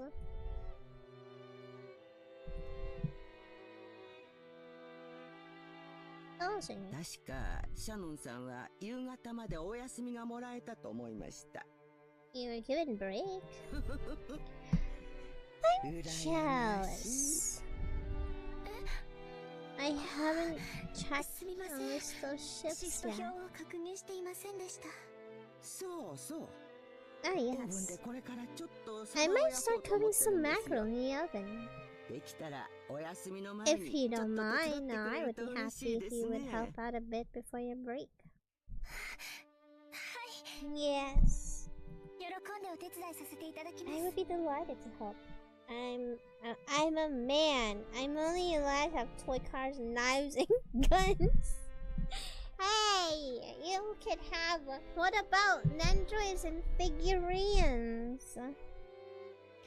And speaking of nendroid, I also brought back, I guess my throne. I'm gonna save up for this cool mic. The Rode mic. I think it's nice for ASMR. Nope. What about anime figurines? You can't have a figurine? No Astolfo figurine?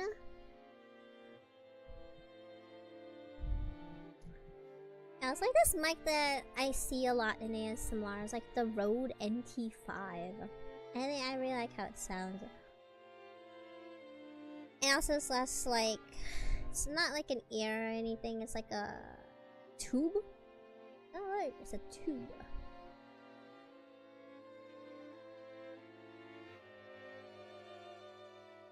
Yeah, it's the one where they put it close to their mouths and stuff, and they make mouth sound. At least the one I saw, they used the NT5 Rode mic. They would like put it close to their mouth, and they make mouth sounds. And I'm like, that's how that works. I see. Vor? Yeah, guys are into vor. Yeah, totally.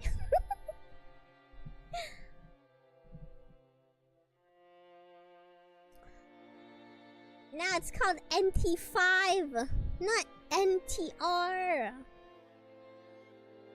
NT5.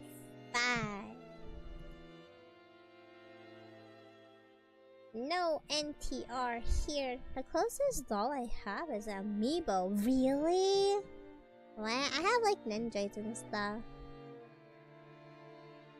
I got...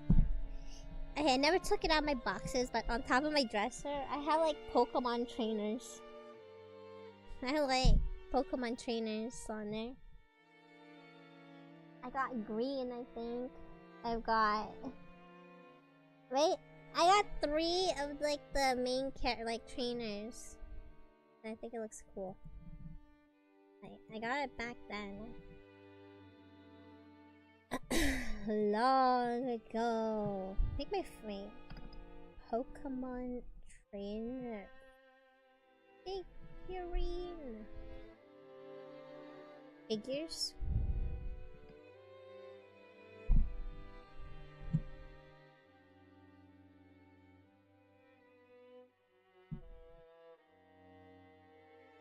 My favorite one was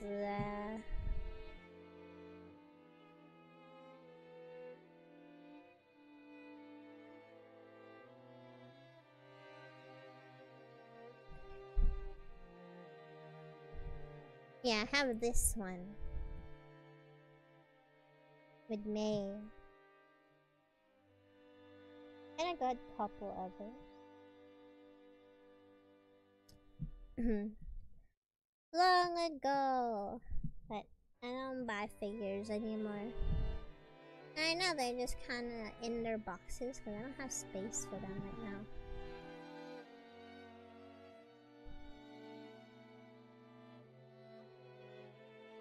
I have this figure in a box above my dresser.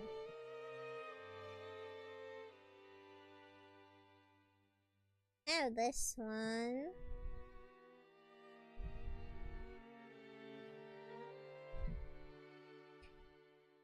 I also have...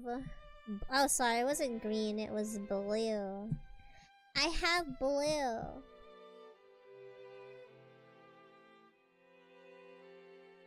I have this figure. Isn't it cute? I also have this figure of blue.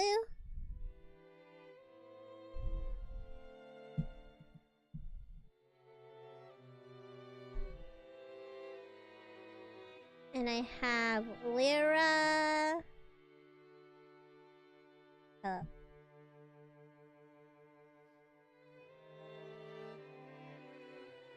I have Lyra. I really like this pose. This is a nice pose. The Chikorita. And then this last one with Rosa.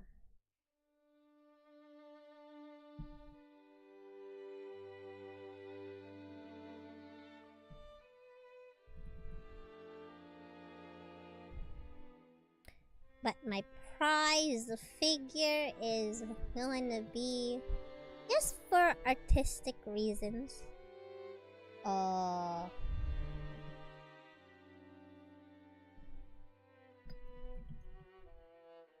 Those are the 4 figures I have.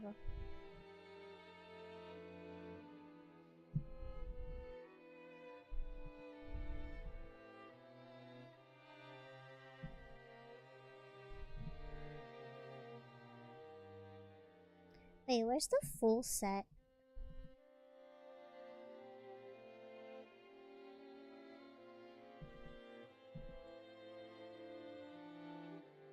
I never took them out of their boxes just cause I think I'll destroy it.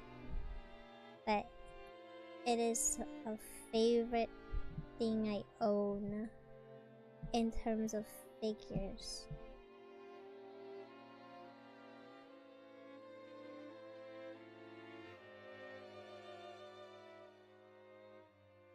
Which is this one. Like, you get to prop land on this tree here. It's Ren and Lan. I have this figure. I think it looks really nice.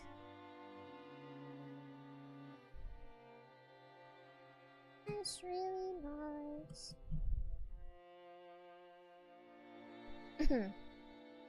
You like Hilda better? Really? Hilda's got that tomboyish charm to her.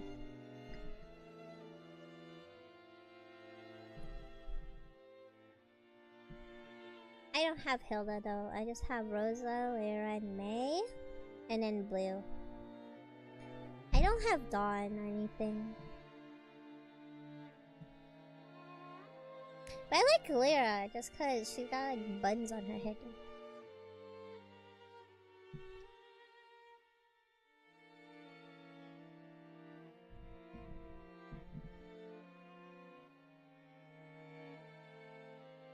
Hilda looks better than Rosa? No taste. Interesting setup. Yeah, I like this figure. I like it, like, aesthetically. But it's one of those figures I feel I'll knock over. Because, like, one of the figures, you prop them on the tree. There's like a thing under his foot where you stick it on the tree. I feel like I would, like, bump into this and it'd fall and I'd break his umbrella or something. I don't know. So, like, I've never opened the box. It's just inside its box since forever. That looks really nice. Someday I would like to remove it from its box and display it. Whenever in the future. I would need like a space, like a bigger place, and like have like a display case that I'm not gonna be bonking into and destroying, because like I've actually like broken some of my Nendroids. Like I dropped like a Nendroid on the ground several times and their hairpiece like got destroyed.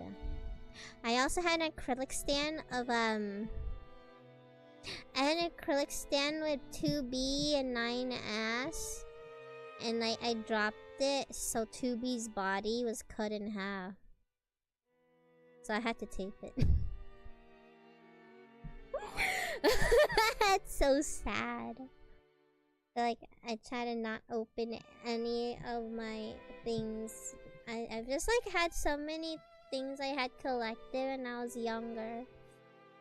And like I had allowances and stuff. I had like disposable income at the time, so I would just be like, oh yeah, thanks for the allowance. And I also had like I had retail back then, so I'm just like, yeah, I'm gonna buy figures, but I can't open any of them, so they've always just been inside their boxes and stuff. I've opened some Nendroids, but then I broke them because I always just be hitting them because I have nowhere to put it except on like a table, but then I would smack it or something. Made terrible spending choices. Yeah, I like have some figures that I'm like, why did I get this? I don't even know the character, but I thought he was hot. One of them is, I think, I don't know anything about is it Hunter x Hunter? Is that it? There's this dude named Hibari. What series is it from? 𝐁𝔼𝐀𝕋𝐼𝐿. I have a figure of this guy. I just thought he was hot. Ooh, Hitman Reborn. I've never seen this anime, but I thought he was hot, so I bought a figure of him. So like that's one of the purchases I have had. I'm just like, I bought based on like, wow, this guy's hot, I'll get his figure, and I never saw the anime, so like I don't know who he is. He is a pet hedgehog. Is that not a bird? I thought he had a pet bird. I did buy like a figure of him when he had like a pet bird on his shoulder or something. A figure of that, and I'm like, it's not even an Nendroid, it's a full-on figure. I just thought he was attractive, and I was like, okay, that's hot, I got it. They look similar. Hedgehog.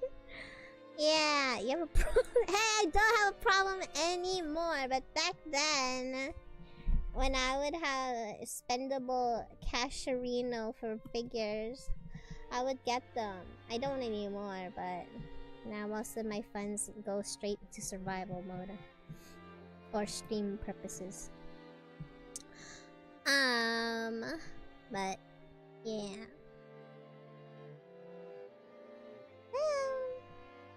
And another one, which wait, how much was this figure? I have another one. I think I kinda regret. It was like part of my. I got it because Danganronpa art style. I don't know how much it cost though. But I got a figure of Edmond Dantes from FGO. This thing cost $300. Not gonna lie, that's expensive. I don't know what I was thinking. Damn. And also, one of the figures I wanted to get, but I never got, was Miyu from Prism Ilya in a bathing suit. That was like the first time I got interested in getting figures. I saw a figure of Prism Ilya, and it was Miyu in a bathing suit, and I'm like, oh my god, that's so cute! And I never got it. But I was like, and that's when I started looking at figures. Before I was like, figures? Why do I care about figures?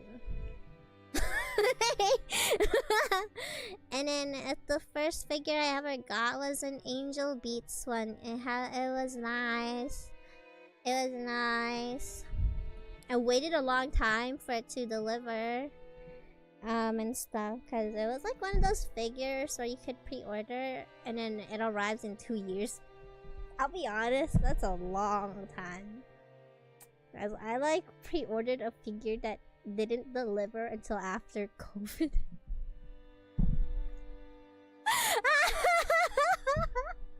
I was crazy for that. Yeah, I had problems back then. I don't have problems now. Damn, the amount of patience to be waiting for a figure for 2 years. I don't know how I did it. That's crazy though. Yeah, I bought like a figure of an Angel Beats character. It had nice wings and stuff. Yeah. I think my Dante's one was like kind of pricey. But I got it because it looked like Nagito, okay? And it looked like Naruto, okay? And it's Danganronpa art style. And at the time I was like a Danganronpa girl. I mean, I guess I kinda still am, but like, you know, at the time, before I fell in love with Kokichi from Danganronpa, I was a Nagito girly, and I mean, I'm still gonna play Danganronpa to the I don't even know what it is, new version that's coming out of it next year. I'm gonna play that. So that was that. I know! That was like back then. Now I don't really purchase anime merch anymore. I just screenshot and save it. And I like just constantly look at it on my browser. Yeah.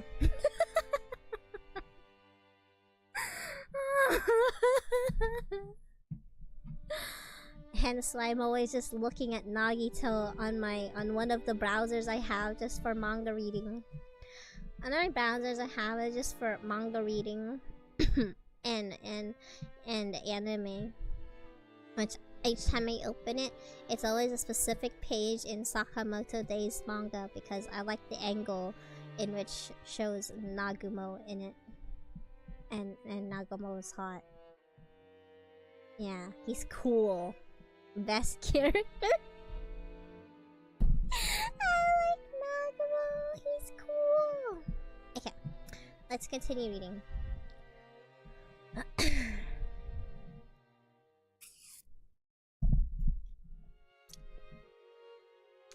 The dining hall needed to be cleaned, and so we were chased out. The dining hall... Hey, there's nothing on my screen. Yeah, instead, tea would be served in a parlor. It seemed that they would be preparing the black tea Auntie Rosa bought for Aunt Natsuki.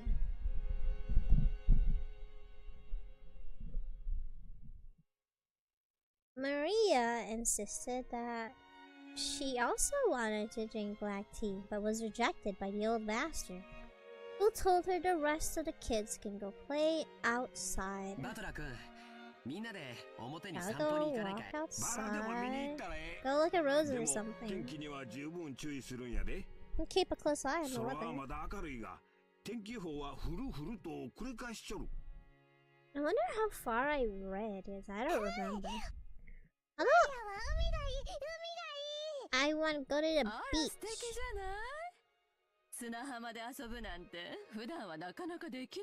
Playing on the sandy beach is something that you get to do often, isn't it?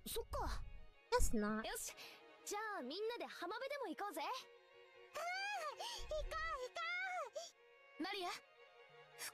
Careful not to get your clothes wet. Your shoes too. Won't get wet.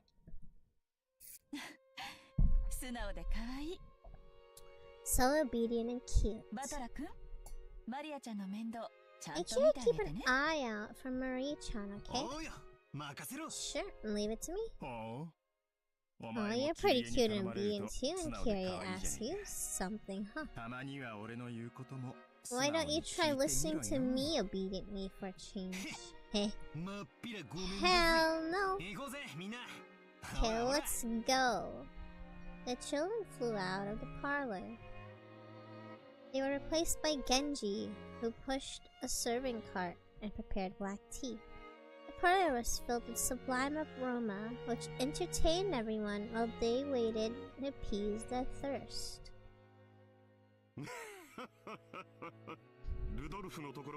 You and your family all seem to get along with each other.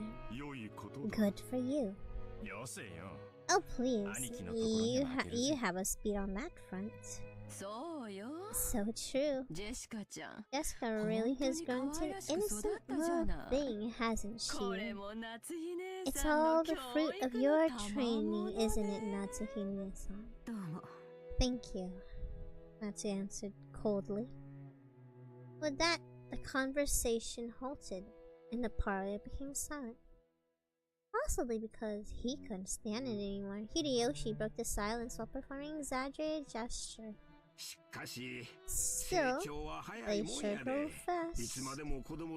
Wait, oh wait, their kid is the glasses kid, huh? I thought they'd be kids forever, but they seem to be getting huge right before my eyes. And before I knew it, they've joined the ranks of us adults. That one for one is beyond recognition. His body has gotten much bigger, but he's still a child. Well, my husband's still a child as well.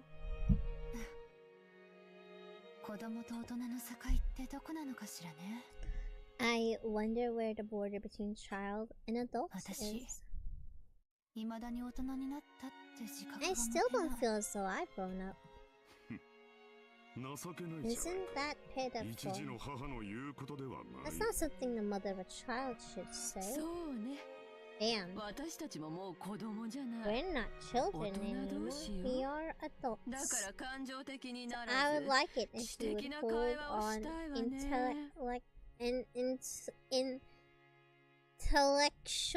intellectual discussion without becoming emotional.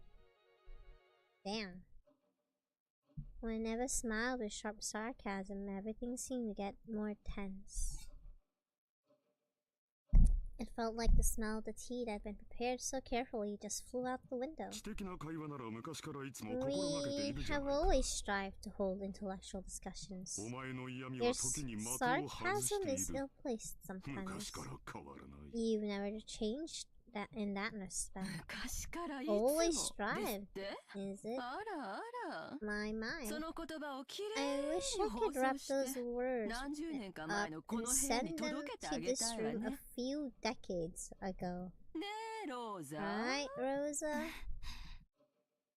Rosa smiled with a vague expression. Whether she agreed or disagreed, she knew that she would earn the displeasure of either her brother or her sister. It was a bit of worldly wisdom she had needed to learn as the youngest sibling. Quit it, Anki. We should enter the main topic so the brats aren't around. Let's make that our intellectual discussion. As Rudolph glanced over the faces of the presents, some let a slight sigh and some let a small look of resignation across her face. This was the unavoidable, the true agenda. Last year, my life expectancy was estimated about 3 months. Wait, you were his life? Oh, you mean your grandfather? I mean your dad, I guess. 3, which he's already at -9. The Grim Reaper could come flying through the window and blind panic at any moment. The family head is still in good health. Raising inappropriate topics while the sun is bright, I must question whether you're in your right mind, Rudolph-san. Still, Natsu-san, if we don't discuss this until something happens, it'll be too late. Still help you now. We've gotta figure out something while we still have time left. It's kind of financial etiquette. It seems as though everyone's concerned about father, Dr. Nanjo. Could we hear the details from you?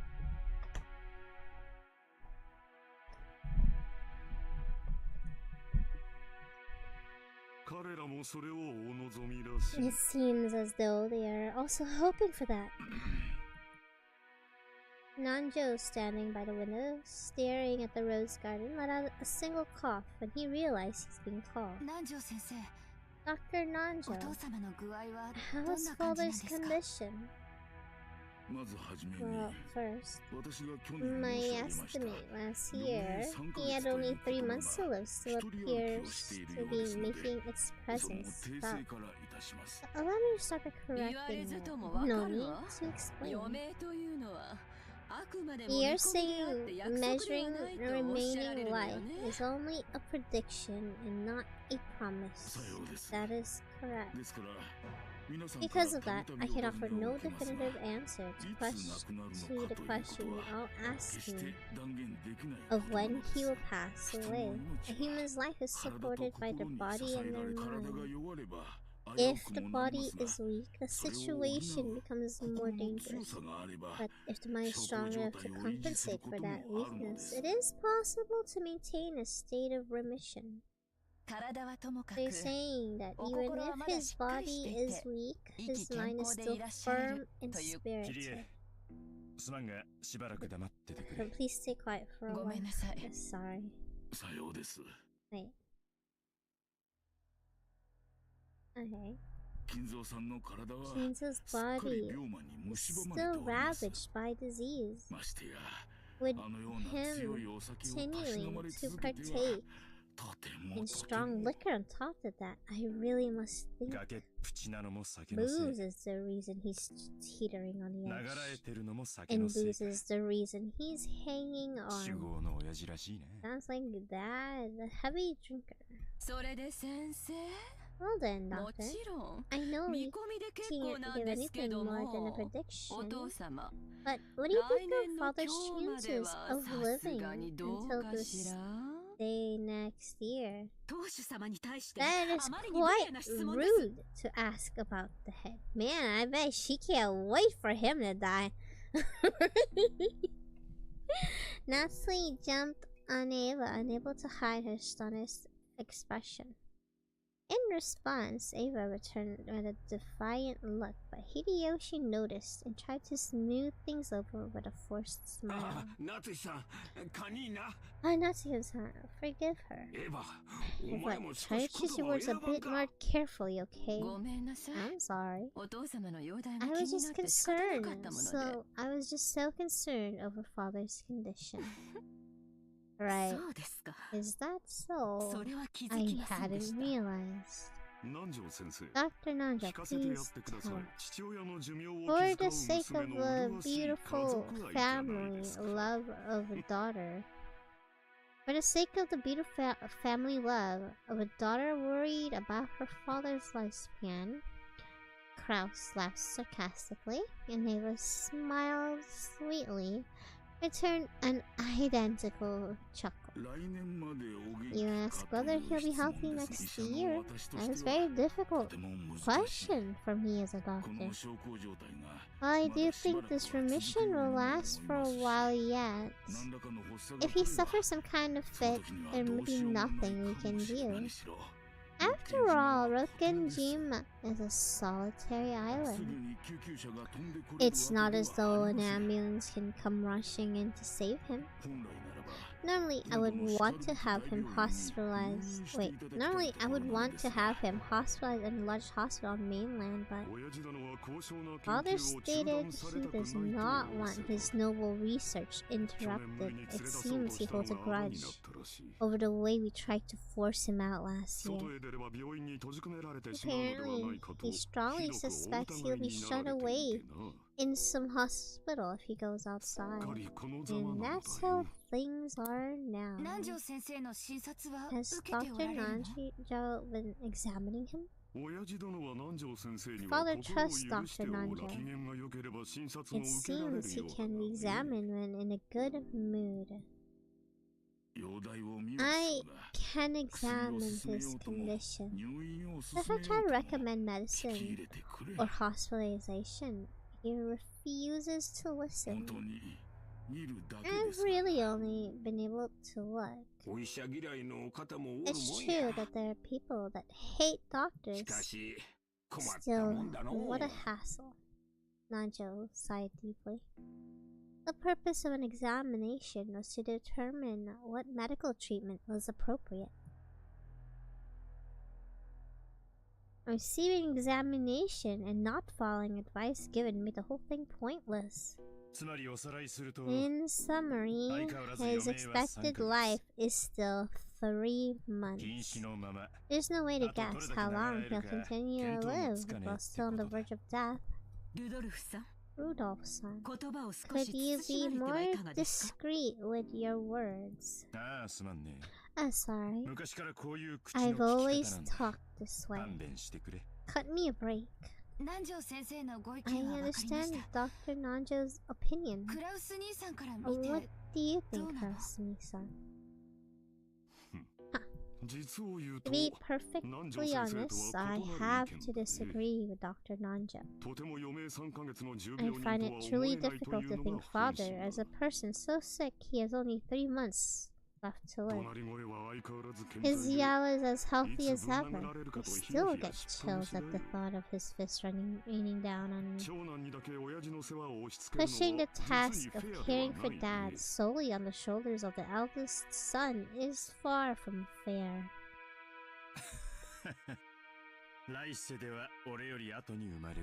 In the next world, be born after me. Alright, let's return to our discussion. According to impartial and neutral doctor's opinion, it wouldn't be odd for him to go anytime. Sorry, Angie, but I'd rather trust the opinion of a specialist. I believe the discussion of Dad's fortune is no longer a premature topic. Father's personal funds probably reach into tens of billions of yen, right? But it's not as though it's neatly gathered as ready cash. It's not as simple as neatly cutting a birthday cake with a knife. Interesting metaphor, Aniki. A cake. That's right. Sometimes strawberries or chocolates are placed on top of a cake, making it hard to cleanly divide into equal parts. Taking that into consideration, I think it's important to first discuss how best to stick the knife in, don't you? I truly don't understand y'all. Even while the head is still alive, you're discussing a matter in loud voices as though he's already dead.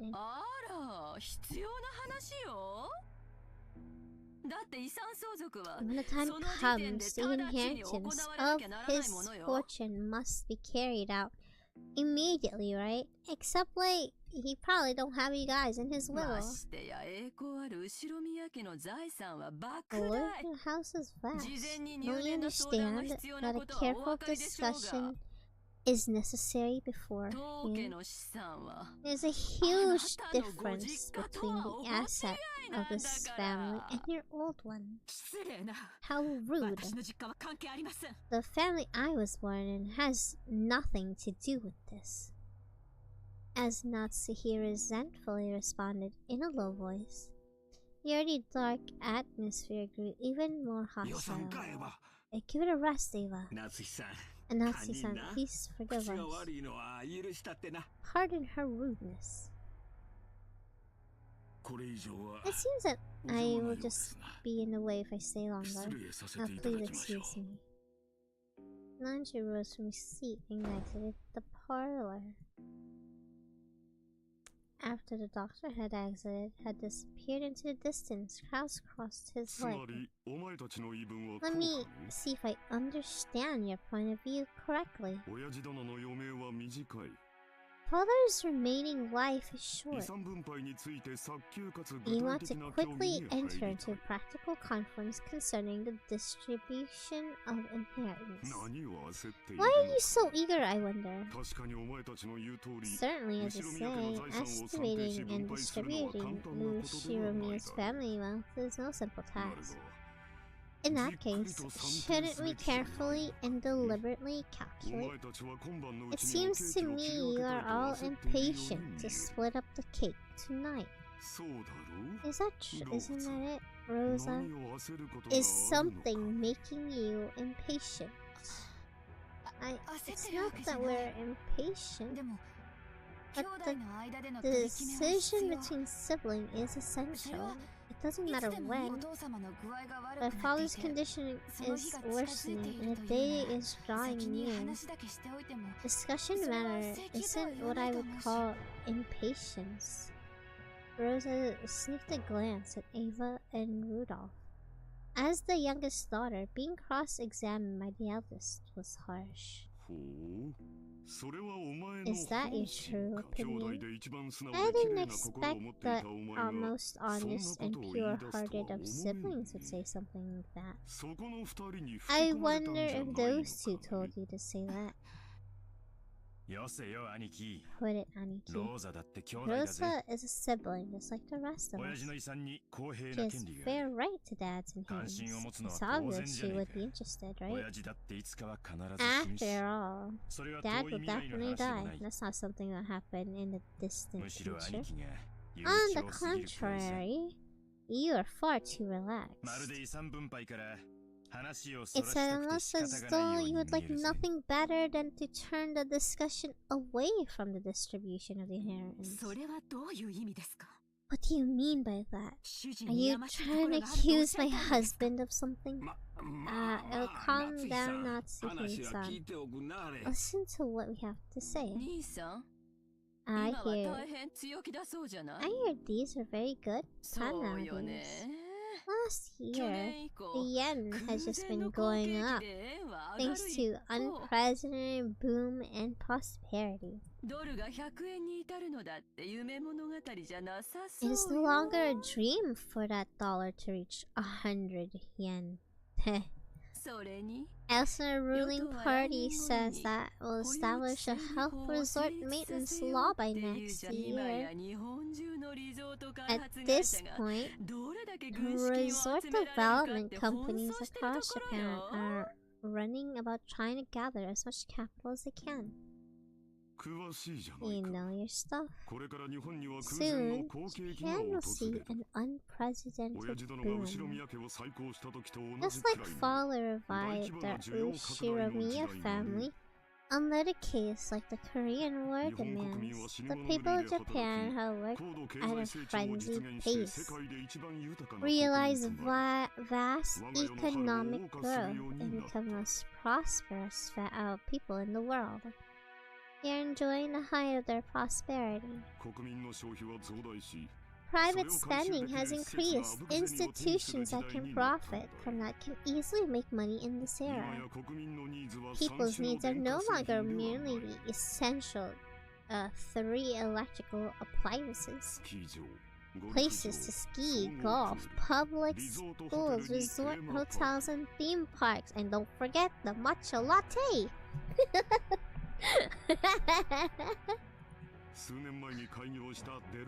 Have you been to 𝐁𝐼𝐀𝕋𝐑𝐀𝕋𝐿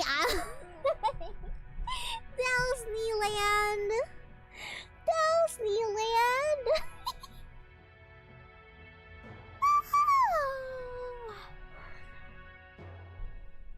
Thank you for the wire.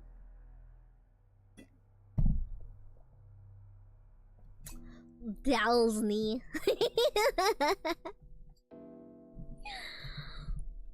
Matcha latte. What an excellent theme park. In that place, even an adult can be a kid and have fun with his family. The old era where only virtue was to selflessly devote yourself to your country while failing to consider family is ending. Now, as the most prosperous people in the world, we can finally accept that. Your foresight is something else. When I heard this several years, I thought it was ridiculous. Yo, man, guys, boomers.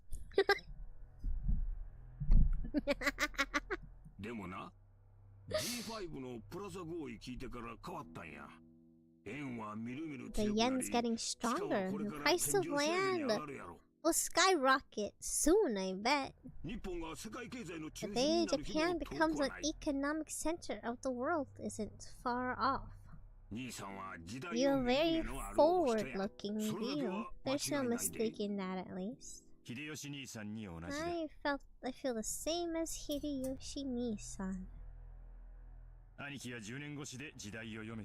Aniki, you can read into the next decade of history. That keen sense surely came from Dad. Incredible. Unlike Dad, there have been cases where the timing of your predictions has been mistaken, hasn't there? Believing Japan will definitely face an economic boom. You've been launching resort projects everywhere, and almost all of them continue to fail. Ouch. Well, I'm sure that the era you predicted is arriving. It seems you misread the timing of that boom. You're too early.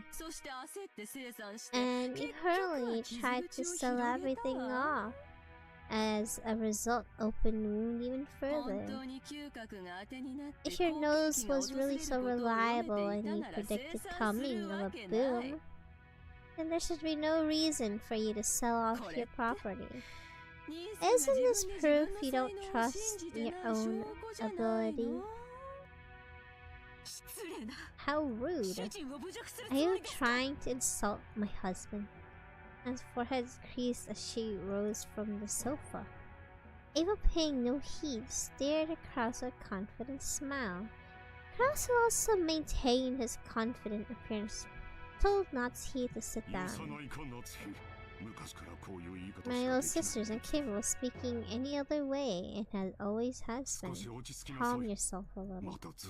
Your headache will get worse. I think Ava is so far my least favorite sibling among all of these. Proof you have no talent is also right here. Ow.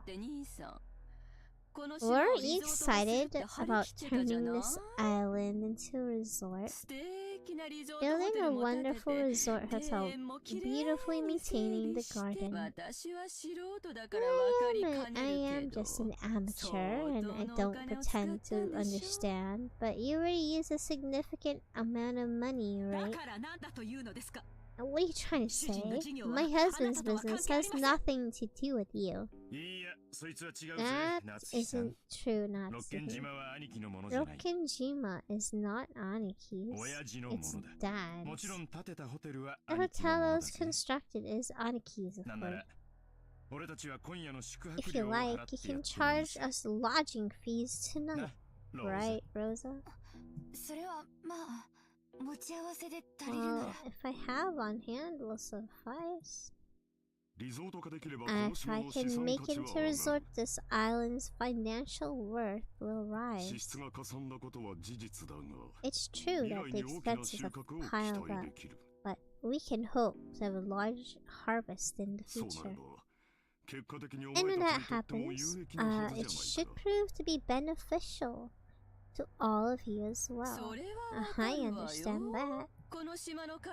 If the value of the island rises, that will increase our shares when we distribute inheritance. We won't ask you to physically divide the island and the mansion into 4 equal parts. We're quite happy to settle whatever you calculate its financial worth to be. If you understand that much, what about my business makes you so dissatisfied? We aren't dissatisfied, we're uneasy. In the first place, Aniki, where do you plan to open that hotel? Keep this up and every square inch of it will be covered in our grubby handprints. That's right. It's an important tool for your business, isn't it? I understand that you can't keep it locked up the moment you open it for business. Buildings go bad if you don't use them and air them out once in a while. Even so, it's a bit extravagant for a guest house we only use once a year. Wouldn't you say, Rosa? Right.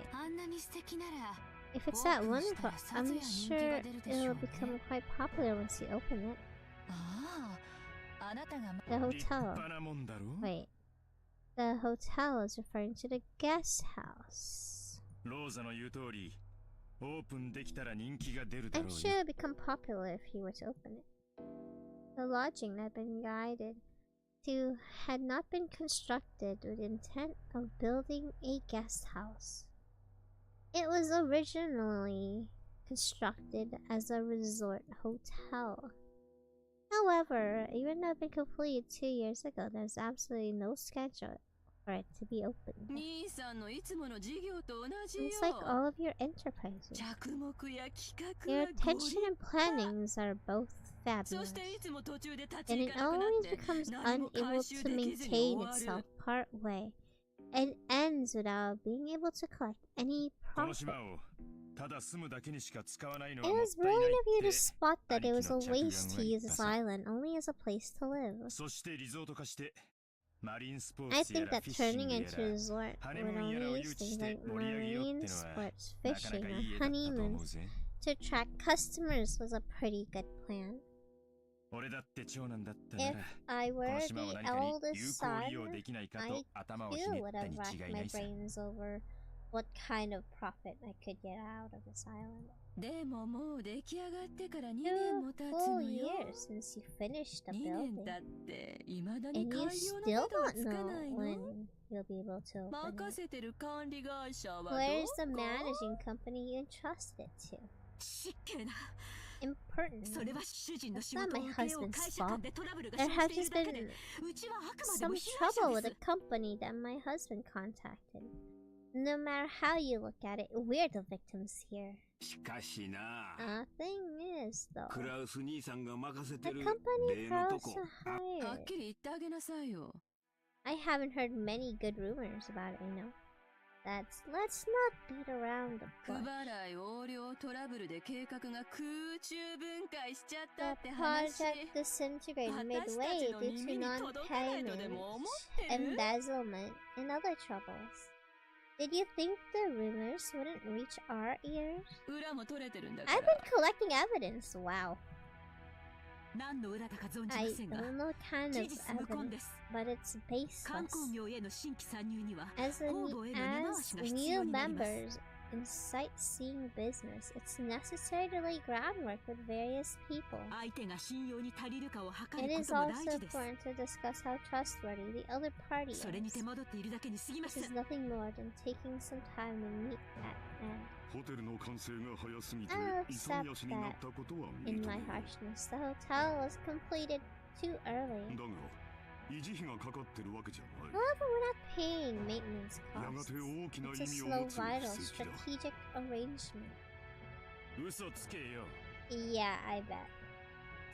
More like you want to sell it, but can't. There's no reason for anyone to buy an extravagant hotel on an isolated island with nothing on it. No established sightseeing routes. Besides, what's happening with loans you gathered for this project?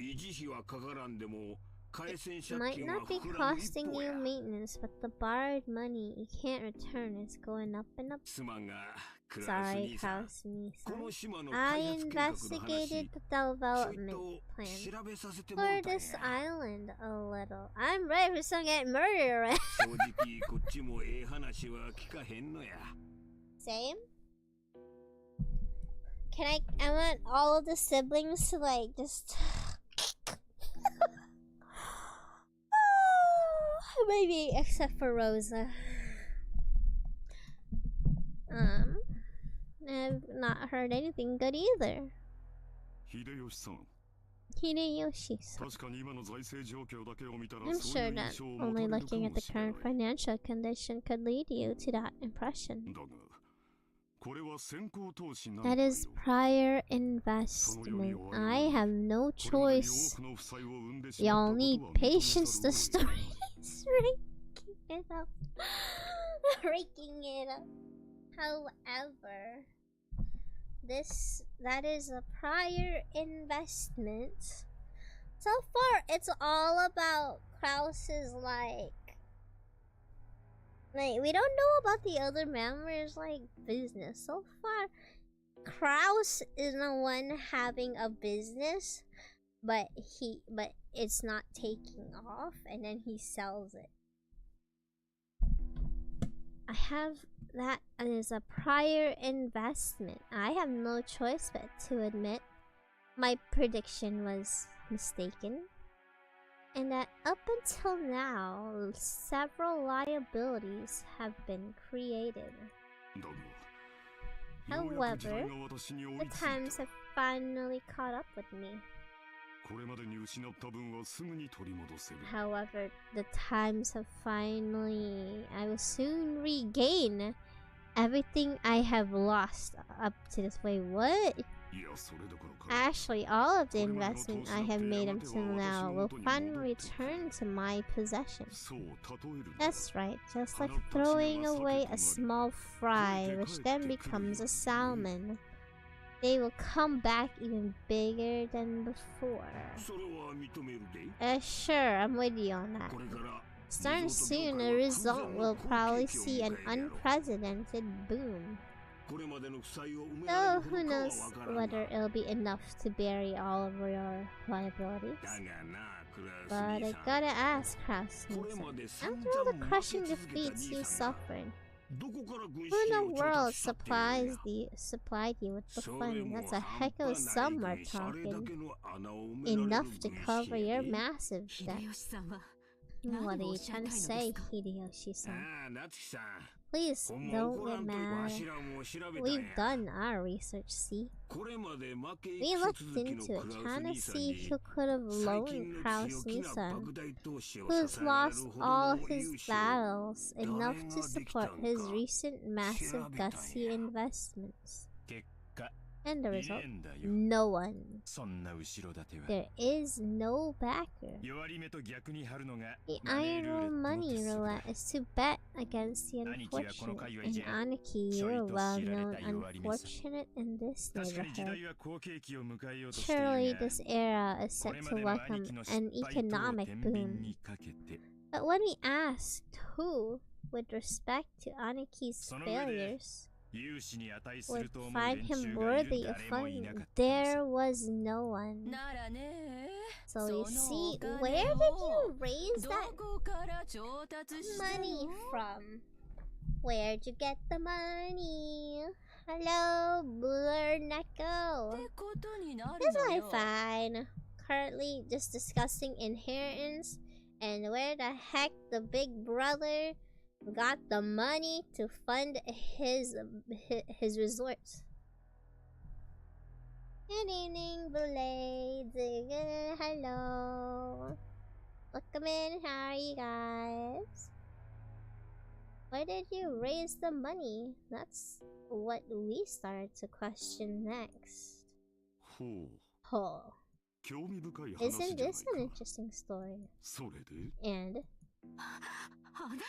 here, how long do you plan to ignore these abusive remarks? Let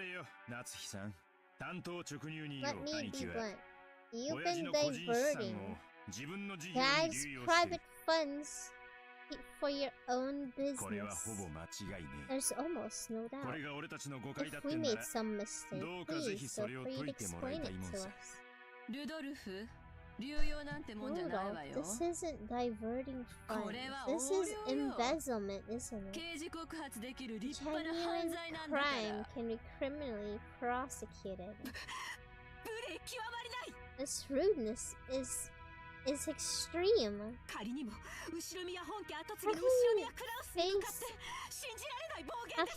How can you face the successor to the Ugashiromia head house and level wild accusations? They aren't wild, they're right on the money, aren't they? We got proof of that claim. He wants to make his business succeed so he can recover his losses, but his debt is actually growing. He wants us to get himself out of the hole he's dug, making an even bigger gamble than before. If he had funds at hand, it's only logical that he try to use them. What you're doing is embezzlement. You're betraying our father. I imagine that we will leave you to the mercy of the courts after all of this is over. Do you think those people will kindly agree to address you as a successor to the Ushiromiya head house?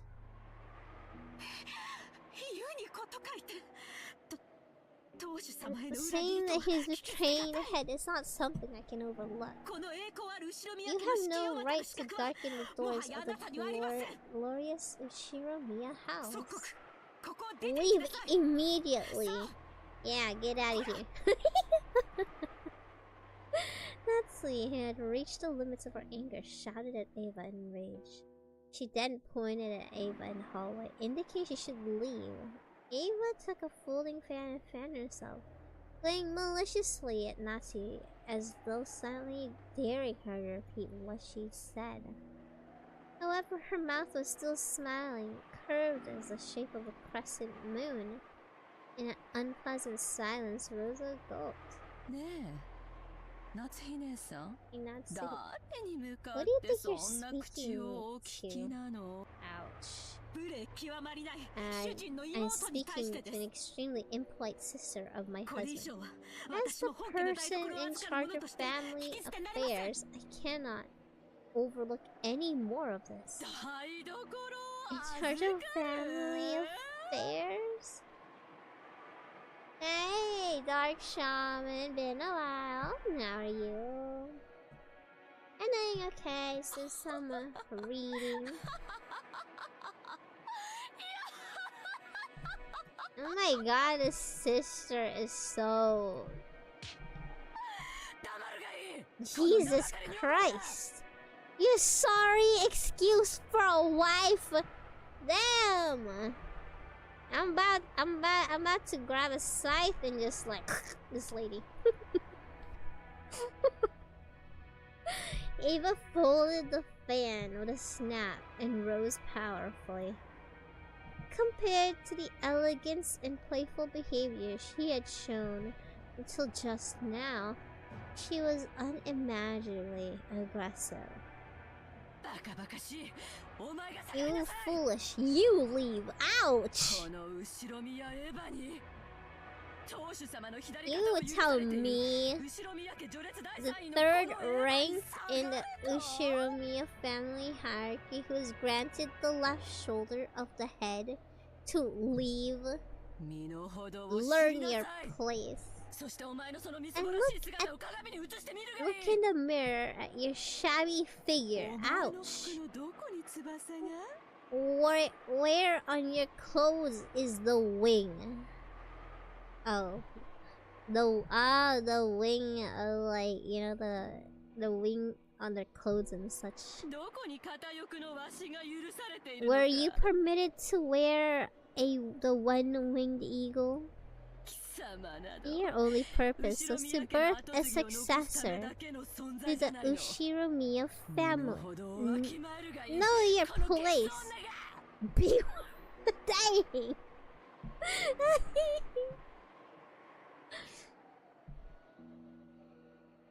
Loving that. Thank you.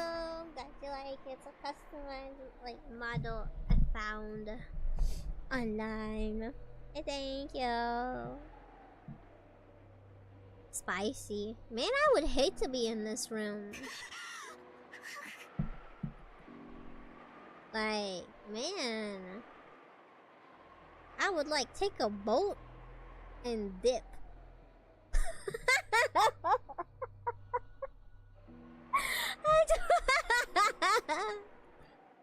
There are 100 ways Natsuhi wanted to respond. However, her anger and sorrow crushed her throat. Hello, Shadow Reaper 133. Thank you for the follow. Hello. Her anger and sorrow crushed her throat, and not one of them managed to make it to her mouth. You know, I think Natsuki should just grab some tea and go to bed. Which I had lost any plate. Like, you are arguing against very egotistical people. What? You have something to say, please say it now. Come on. Ava faced a provocative gaze. However, Natsuki's fists are shaking. She's trembling all over, unable to do anything. Kraus quietly broke that powdered keg tension. Natsuki, leave your seat. You should cool off your head. Natsuki, resenting the fact her husband had not come to her aid, shifted the focus of her attack.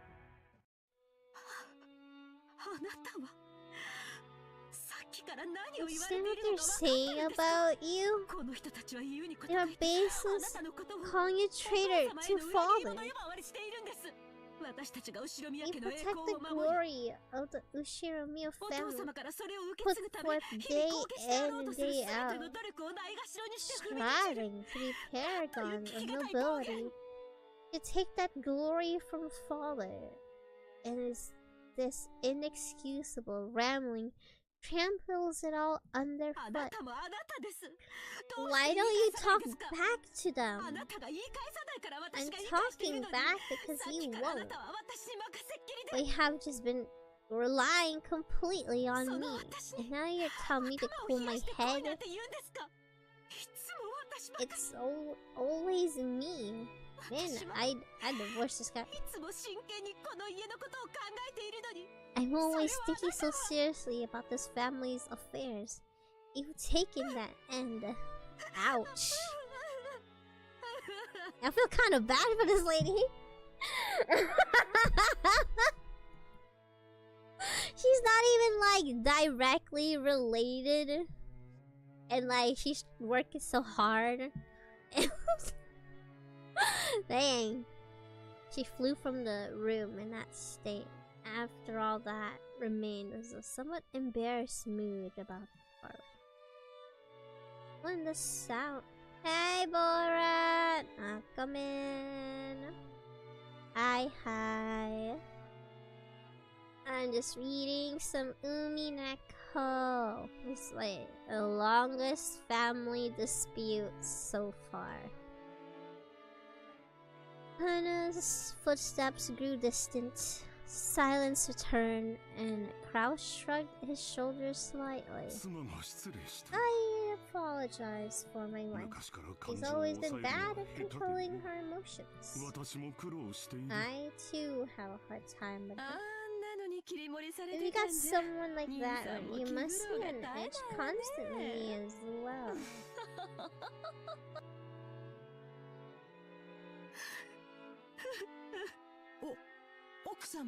Madame, it's nothing. You just leave me be. Natsu flew into her room and bent over the bed, wailing.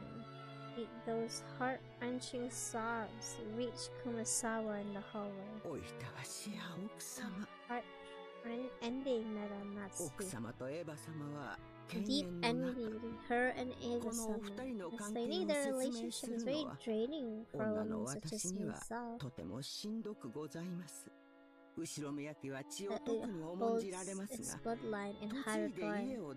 If a daughter marries into another family, they're normally removed from the family hierarchy.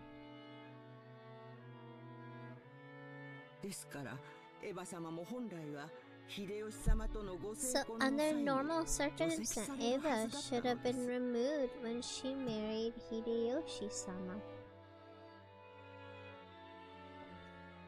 Oh, really? Wow.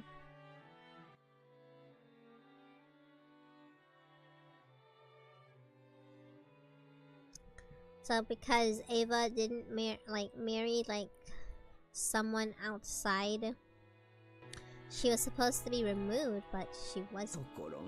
However, this was not anyone's fault. Madame definitely bore no guilt. Have they cried yet?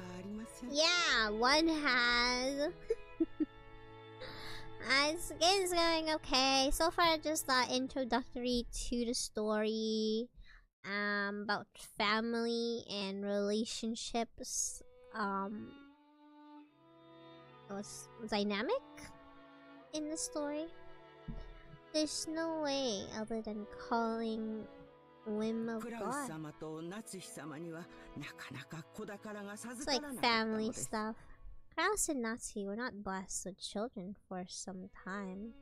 And of course, this was the patriarchal Ushiromiya family. A wife was just a tool to create an heir. If that wife could not fulfill her only duty, she would not be treated as human. It's painful to hear how much Master tortured Madame then. Ouch! During Eva and Hideyoshi's wedding was discussed. Eva was sly, taking advantage of Madame's inability to become pregnant, gained favor of the master, and inspired him to allow her to marry and give birth a successor herself, making sure to avoid transferring her name out of the Ushiromiya register. There was vast difference to the hierarchy between Madame, who married into the Ushiromiya family and treated like an outsider, and Eva, who's related by blood, whose husband took the Ushiromiya name. Oh, it's because when they cry, well, someone cried, alright. And beyond that, Eva was the first to give birth to a boy. Perhaps now you understand how much weaker Madame's position was compared to Eva's. Madame is tormented by the thought if only she'd gotten pregnant earlier, the master wouldn't have accepted Eva's request to keep her last name after marriage, and Eva wouldn't have been permitted to act so arrogantly as she had today. However, this is not the man's fault. All blame lies with the god's whims, and the stork that delivered Jessica late. Even so, Madame won't allow herself to see things this way. She can't help but cry bitter tears in her inability to carry out the duties expected of a wife. How heartrending. I cannot do anything but watch over her from the shadows.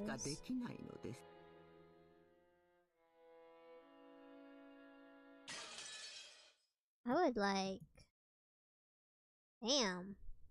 This is a very stressful family. We crossed the hall on our way to the entrance. As we did, we saw the witch's portrait. The word saw, probably not the best word to describe that experience. It was more like our eyes were drawn. That's how most rich families are. Oh. I mean, my family has arguments, but like, we don't do birth thingies though. Like, marrying and names and stuff. The woman's eyes, with their sage-like glamour, definitely had the power to make those who looked at her stand rooted on the spot. That's Beatrice. Wonder if it's true.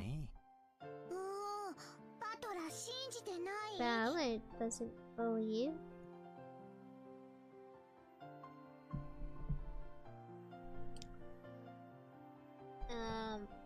Back when he had asked the picture who the first person to tell him it was Beatrice had been Maria. Therefore, when Ballard showed signs of doubt, Maria must have felt that Ballard didn't have faith in her. Of course, that's not what Ballard meant. Maria went to the portrait and began banging on a plate below it. The title of the portrait was written there. Maria? Being single is so awesome. Unless you're like forced to by family. Like in this, I guess, situation. Also, it's like old, I guess, like system the family has. Maria is trying to prove that she wasn't lying and continued to hit the plate. Sorry about that. It's like I doubt anything you said.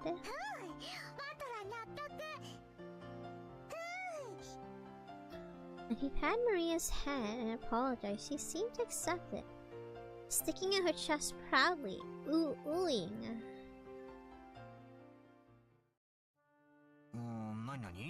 Let's see her. My beloved witch Beatrice. Behold, sweet fish river. Wait, what's with that weird long epitaph? The plate didn't have the title of the portrait, but it was much too big to contain only that.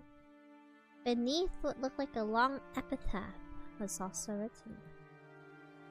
As I skimmed over it, I was taken aback by the array of unnerving words that jumped out at me. Incredible, isn't it? Grandfather had that written. Pretty deep, huh?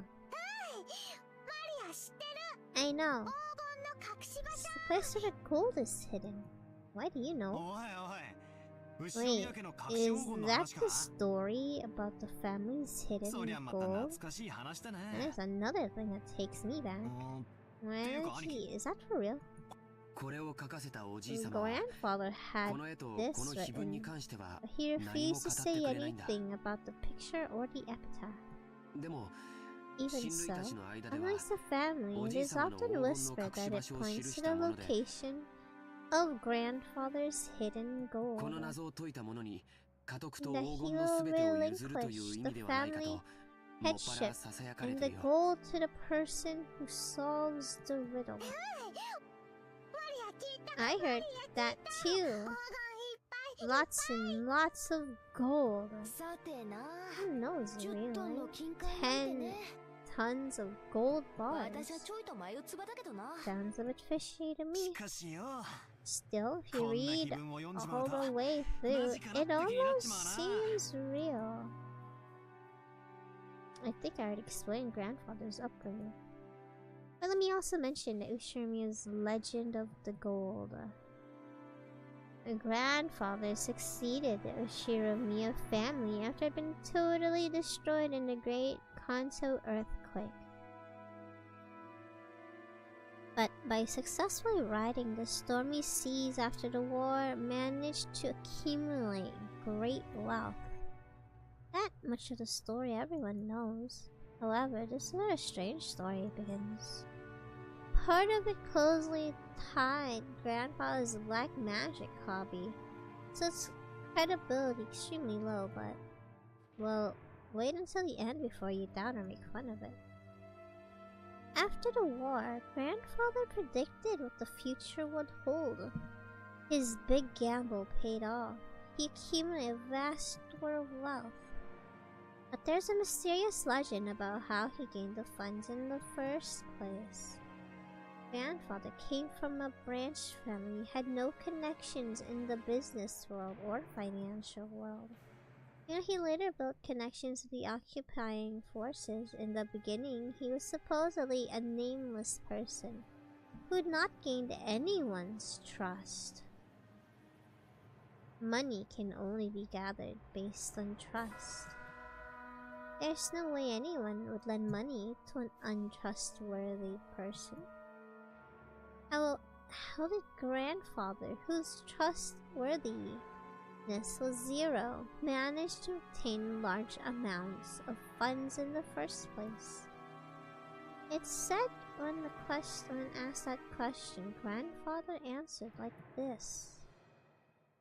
One fateful night, I encountered the golden witch Beatrice. He then went on about how he continued to research alchemy and techniques for summoning demons to become a great mage. And the entity summoned as a result of a demon calling ritual was the golden witch Beatrice. He then said he made a contract where, in exchange for his own soul, he would receive fortune and honor. The witch granted grandfather 10 tons of gold. Grandfather used this gold as collateral to prepare a vast quantity of funds and use it to multiply his wealth several times to revive the Ushiramiya family. It seems the story is so old our parents had been told when they were children, and our parents when they were very little explored this island various ways, believing the gold grandfather had received from the witch might be hidden somewhere. However, there's danger of them getting lost and abandoned in the forest. Someone began to spread the story that the witch lived in the forest and approaching it was too dangerous. I remember that old story. When we were little, our parents told us about it, and we went all over the island, searching for treasure. Didn't we get lost in the forest and start crying because some villains found us? Parents were so mad at us. That takes me back. We were idiots, weren't we? I mean, come on, grandfather used that to build up the funds, and then bought this island. That means he must have had the gold before coming here. There's no way it'd be here on the island. That's not necessarily so. Maybe the gold was hidden on the island from the beginning, and he bought the whole island just to make sure it was all his. There was a whole 10 tons of it, right? It's more realistic that he would try to secure the place where it was hidden rather than move it all. Leave this epitaph written 2 years ago, and since grandfather had it written, legend will go more believable. Bestowed by a witch, and he used it to revive the family. Sleeping somewhere now, and grandfather may be planning to turn it to whoever can solve this riddle. Next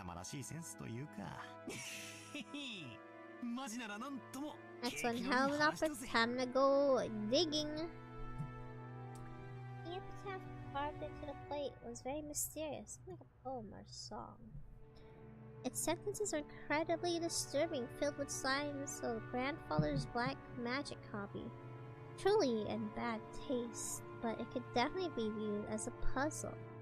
If solved, could lead to the place where the gold was hidden. I can't imagine if that's what he intended or not. All I can say is this shady epitaph was displayed here so that everyone in the family could see it. And that, even while hinting at the existence of gold, he refused to touch upon the subject of its hiding place. That caused our parents' imaginations to run wild.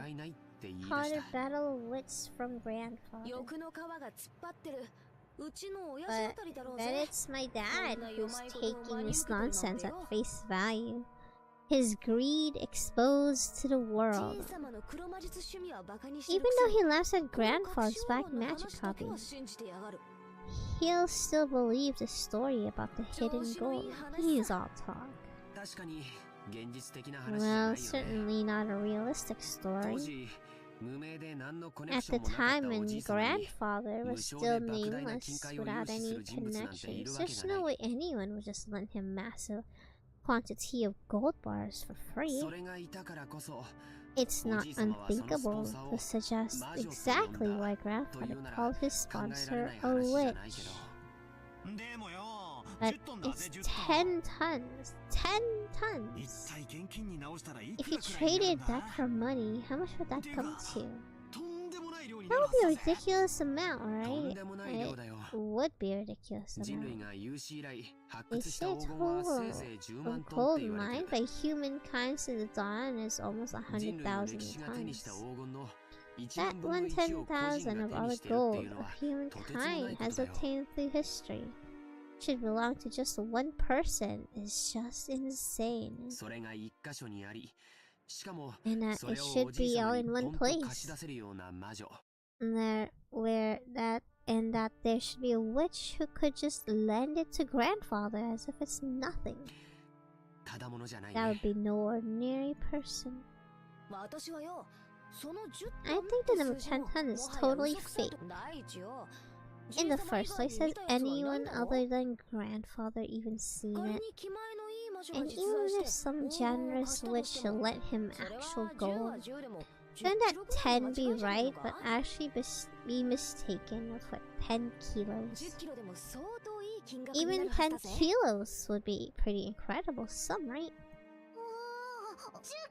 10 kilos of gold is how much? Maria couldn't keep up and felt as though she was being spoken to in riddles. Finally found a place where she could ask us a question. A question which I also wanted to ask right then. Whether I hear 10 kilos or 10 tons, I know it's an incredible amount. I couldn't just put a number exactly how incredible. 𝐁𝔼𝐀𝕋𝐼𝐄 folded his arms. I tried to remember the market price for gold. Oh, gold is affected by speculation. Its prices can also change depending on its purity and trustworthiness of the foundry. You would also need to pay a commission to turn it into money. Still, definitely precious metal. Some people estimate that gold mining continues at the current rate within half a century. And we will have mined all of it. Just guessing haphazardly. 1 kilo, I think maybe the price of 2 million yen. Oh my god! Can I find it?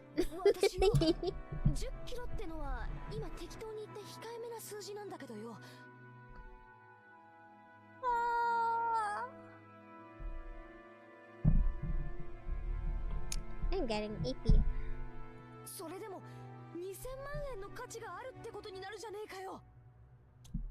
Even now it's worth 20 million yen. I weigh 28 kilograms. If we had Maria-chan's weight in gold, you could estimate its worth over 50 million yen. That's just mind-boggling. How much would 10 tons be? 20 million for 10 kilos. I can't tell.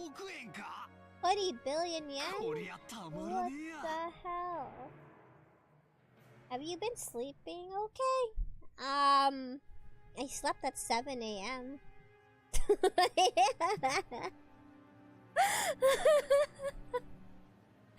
I think I woke up like 1 p.m. I'm sleeping that 8, 9, 10, 11, 12, 6 hours. You know, 6 hours. Yeah. Decent, I suppose. We would have to measure it by putting it into terms you could understand.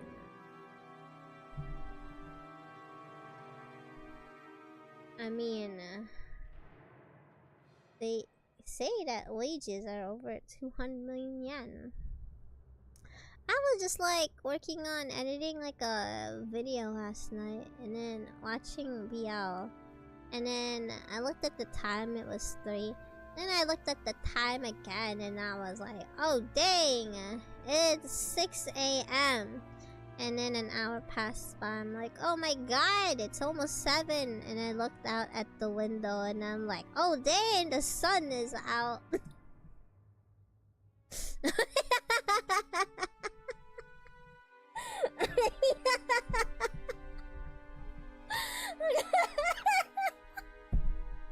That's so funny. No, I was doing none of that. I was just working on stuff while I have anime in the back. It's almost 8 a.m. What the heck? 8 a.m.? Damn, you're like 9 hours ahead of me or something. It's like almost midnight for me.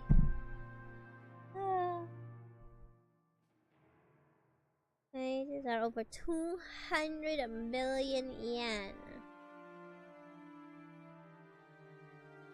I have to work tomorrow. In the morning, you should get some sleep. I'll sleep soon. I'll probably work on not sleeping at 6 a.m. today. Yeah. I am getting sleepy though. I also stream tomorrow. I don't think I said the time because my schedule just says whenever I feel like it, but I finally have it. I think I wanted to stream at 4 tomorrow. I'm gonna play Trails in the Sky first chapter remake one.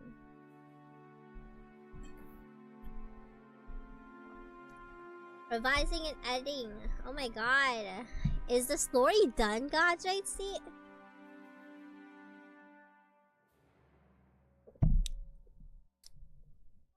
Well, best of luck. I hope you get at least 2 hours of sleep or something.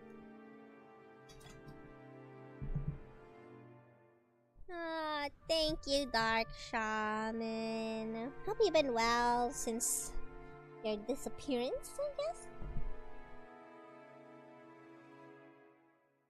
Yeah, me too.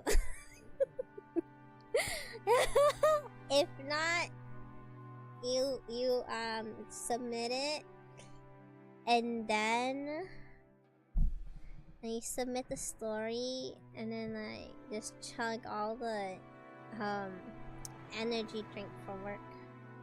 Wait, let me see that thing again. My anime list.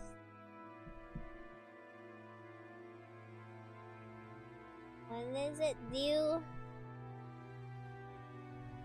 It is due on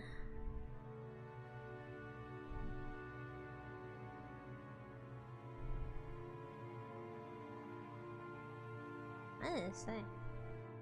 Do you have a cover art? It says you can use AI for the cover art, but you must say it's AI.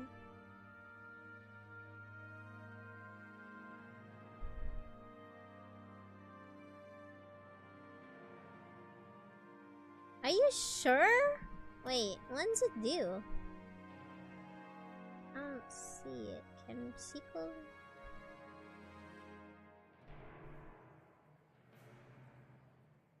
The 29th? Why does it say that? Oh, your novel must be completed on Honeyfeed by September 29. At what time?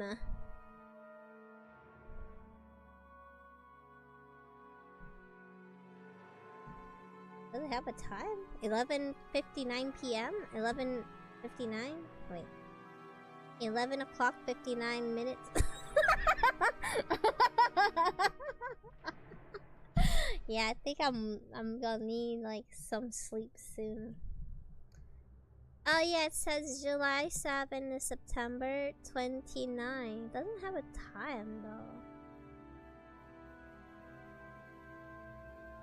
Bro, I need like a time.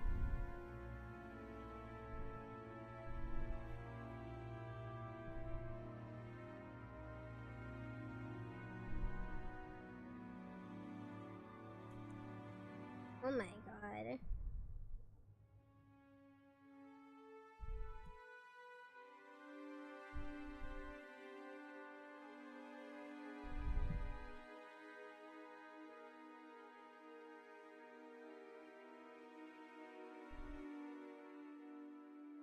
I'm looking at the chapters on here.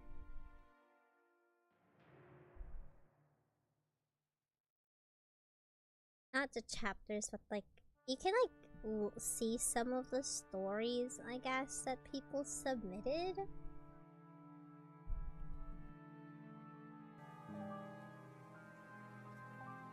Thank you for the follow, Small Death Blue. And I was very confused. I am talking about a writing competition for isekai writing light novel from my anime list, due today, or I guess tomorrow.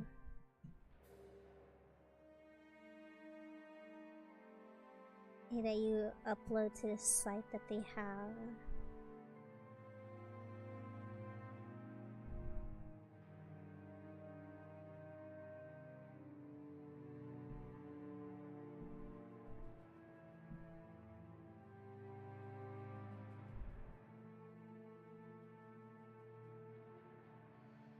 But you have your cover art for it? It says it needs a cover art too.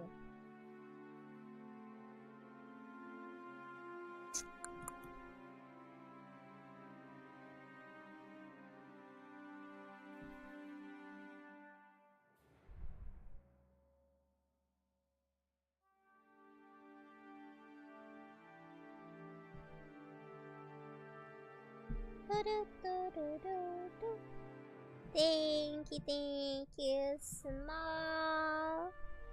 Yeah, a few options. That's good.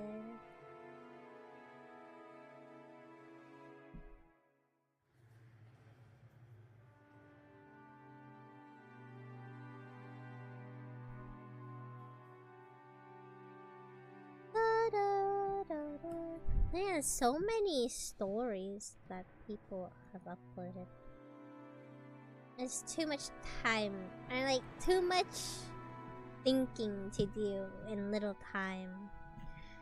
But so I had an idea, but I chose not to because like it's a very short story idea.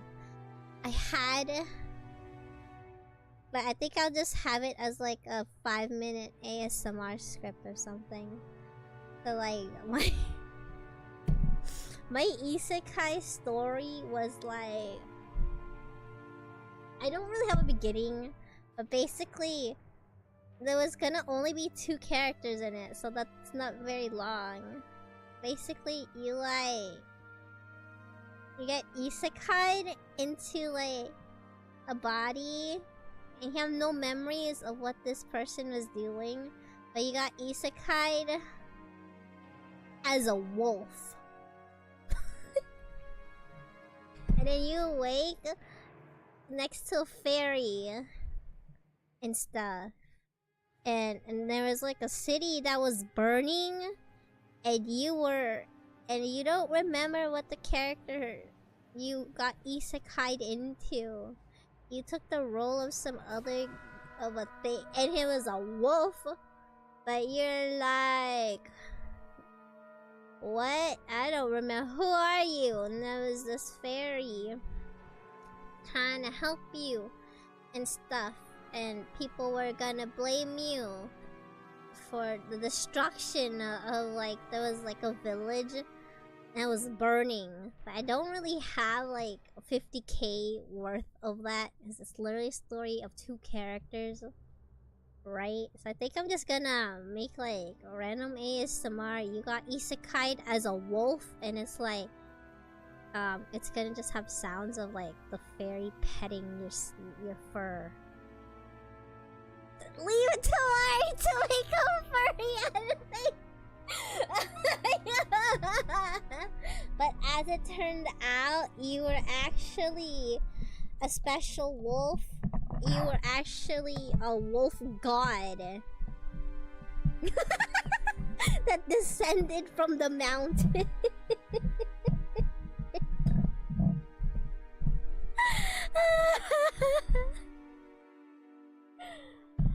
And stuff.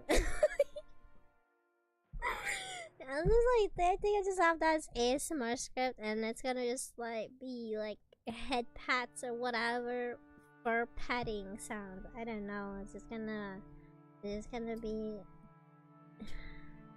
a patting ASMR script instead.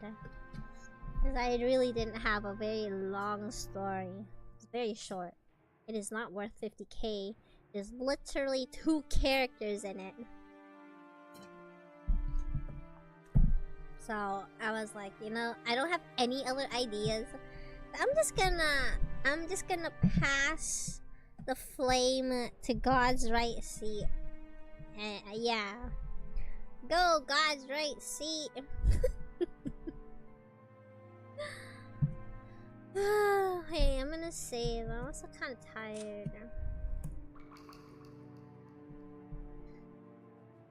I've been reading for 3.5 hours, but I don't know what a good spot to leave the story. So I'll probably wait for a transition or something. Was Team Jacob in Twilight? I never watched Twilight! Should we do a watch along of Twilight? I know that's like the wolf or something. That's all I know. I know the Jacob's the wolf. Edward's the vampire. Something. And there's a girl, I guess, who was the main love interest of Edward. And that's all I know. There's a wolf and a vampire. You guys wanna watch Twilight? I've never seen Twilight. Martin? That's so cringe, but good. Are you sure? So I don't know if it's good or cringe, actually. I don't think I've heard anyone talk anything good about this movie. But it'll probably be definitely cringe. Good cringe.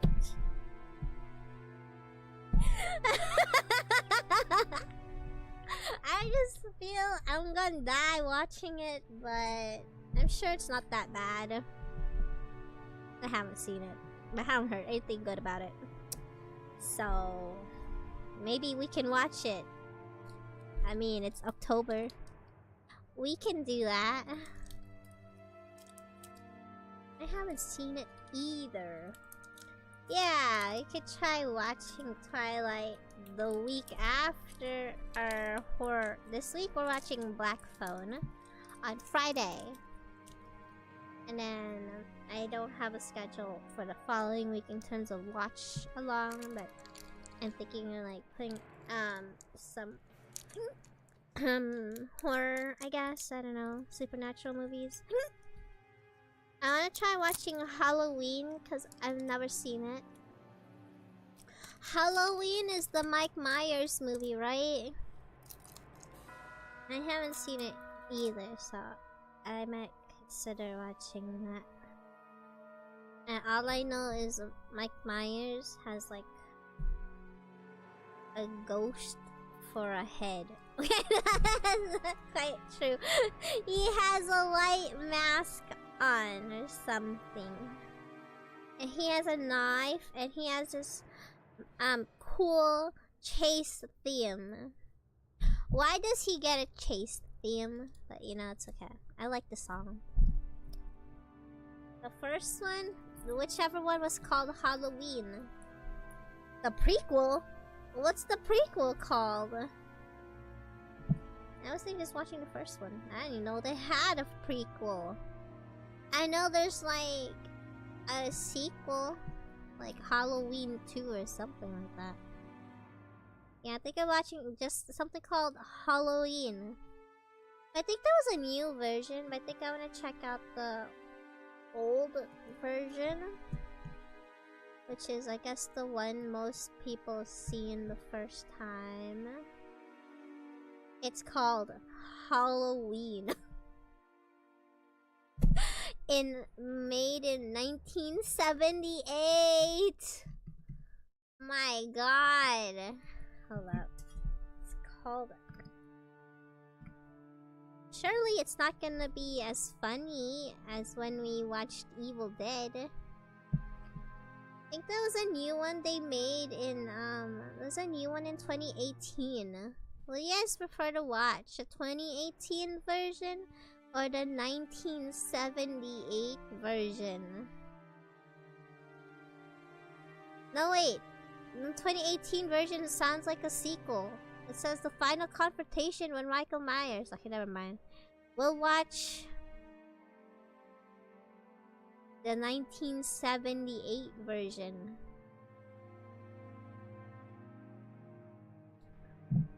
I don't know anything about Halloween besides Laurie, whatever her last name is.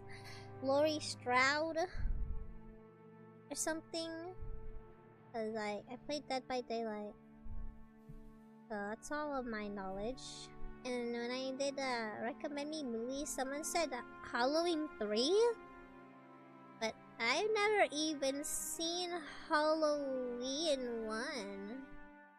I feel like I would not understand why I would watch Halloween 3 without watching the previous?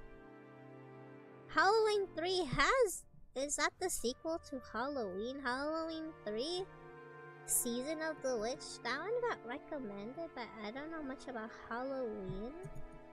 Is this related to the first Halloween? What is this? The Halloween... Yeah, it says it is the third installment in the Halloween film slasher series. Except Michael Myers isn't in it.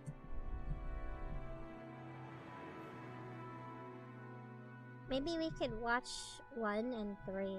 For some reason, this one doesn't have him. I don't know. What is Halloween 3? Season of the Witch, but Michael Myers isn't in it.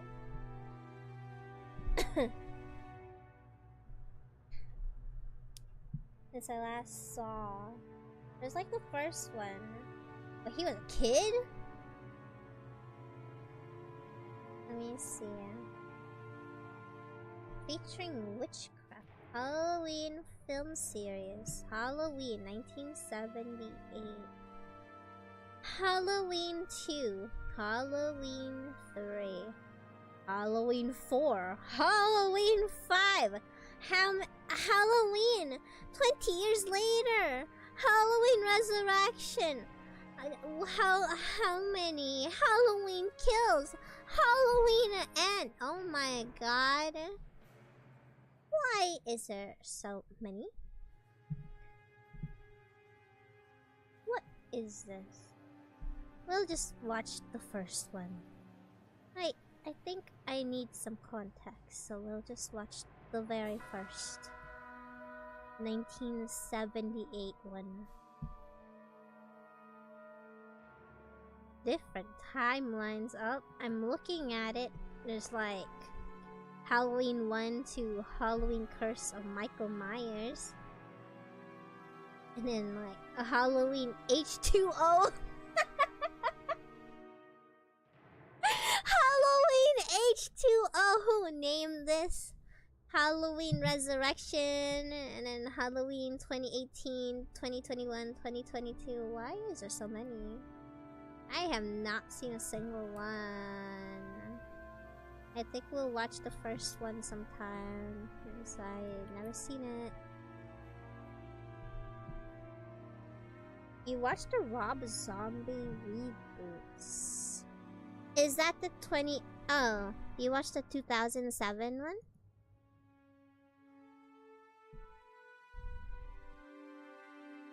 Generally negative reviews. Ouch.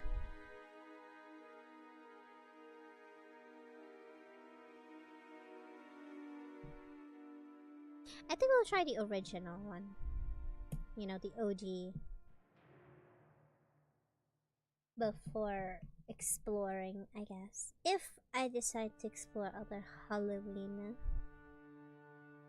movies.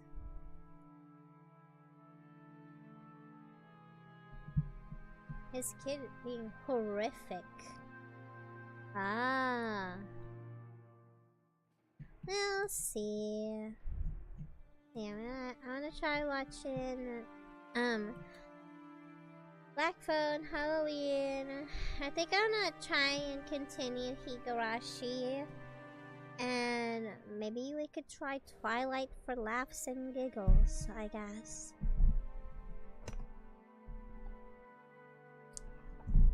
For laughs and giggles. I don't think I could take it seriously, but I've never seen it.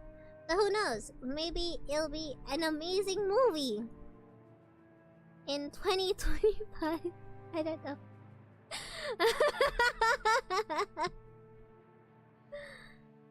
Is the first reboot? Ah. We'll see. I'll still look around what else to watch for horror. If you guys have recommendations, and let me know what to watch. So far I just have those ideas. I think I have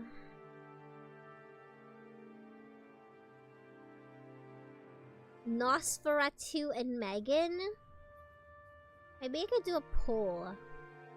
I think I do one horror movie a week, which is like 1, 2, 3, 4, 5. I guess 5 horror movies. I'm gonna do like once a week.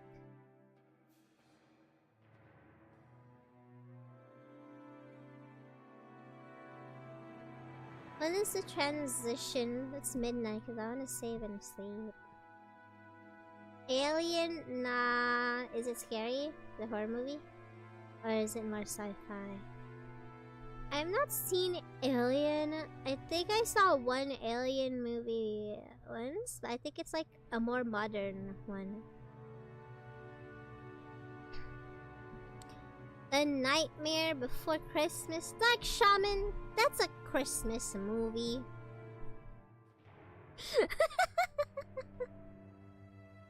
That's a Christmas movie. We can watch Christmas movies on December. Are you guys excited for December? You guys are gonna bake me cookies, right?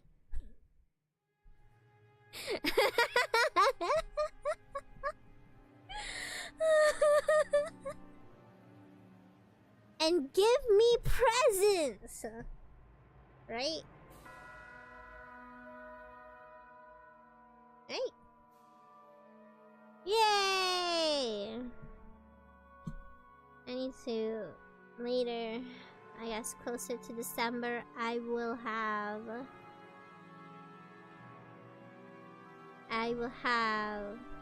Christmas 𝐁𝔼𝐀𝕋𝐼𝐄𝐼𝐄𝐿 soon too. I think I make one every year for December.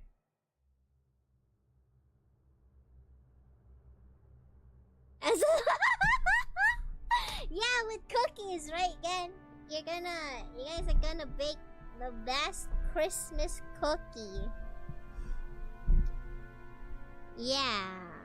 And then, yeah, so I made Christmas 𝐂𝐿𝐄𝐼𝐄𝐼𝐄𝐿 like, I guess every year. Every year now.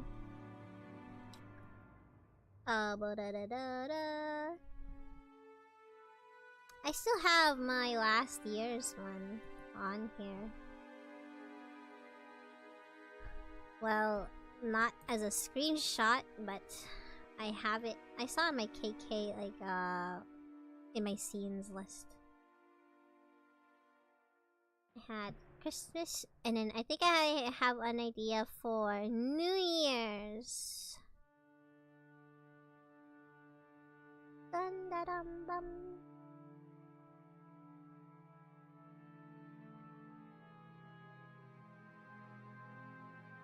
I don't really have an idea of how I want it to look like just yet.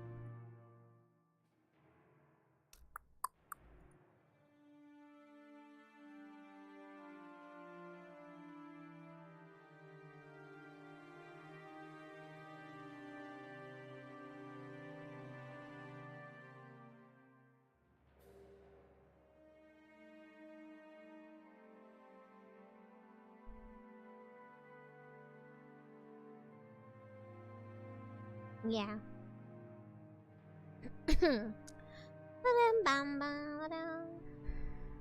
Enormous 100 lives. Okay, let me go back. Assuming you work for 40 years from 20 to 60, 4,000 years of why are we talking about work week? And the sum of money you could finally accumulate after working every day. That's crazy. Oh, 200億円ってすごい? ああ、すげえよ。マリアの大好きなショートケー You キだっ could たら。 buy more of the shortcake you love. Eat in a lifetime. でも、200 Well, 億 I 円 can という imagine 現金ならいい 20 billion ざし yen in で、それと同 cash. 等の I 金 don't 塊 think が it's very 一ところに plausible ある for なん it て、 to とても現実的 be とは all 思え in ない one ね。 place as gold さっきも言った通 bars. り、黄金は非常に重くて、 What 財産 if をまとめておく the にはちょっ gold と便利と bar は思え was ない the よ。 witch herself? And that's why you can't find it. I have no idea how that works. The witch herself is made of gold. I have no idea. It's not very convenient as a method for storing all your accumulated ものす fortune. ごい額面の有価証券とか、 If it was all highly valued stocks and そういうもの bonds なら考えられな or くもない really けれど、 expensive gems, it wouldn't be 戦時中 unthinkable. の混乱期に自分の You 資産を often 持ち hear 運べるよ people う、 who, すべて in 宝 the 石などに変えた chaotic 人たちがい period た of の the は war 有名な traded 話だから their ね。 wealth for precious gems so they could carry it around with でも them. 黄金で資産を備 But 蓄 you し don't たという really の hear はなかな stories か of 聞か people ない。 exchanging their wealth for 確かに gold. 重いけどよ、国際的に一番信用されてて価値も安定 Of してる course, し、 it's heavy, 意味はあるんじゃ but ないのかな。 internationally, it's the most trusted and stable. Doesn't that mean something? 証券とかだったら国が滅びちまったら紙切れになっちまうわけだし。 Of course, it's heavy, but internationally, it's the most trusted and stable. Bond. They did a little more. If the country is destroyed, they're just scraps of paper. Hello, Pixel Love. And thank you. So Glad you you guys kinda are got enjoying them my model. You can look at it that way.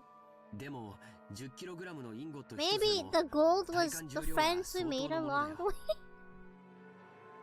You can look at it that way, but even one 10-kilo ingot is pretty heavy to carry 聞 around. いたことない？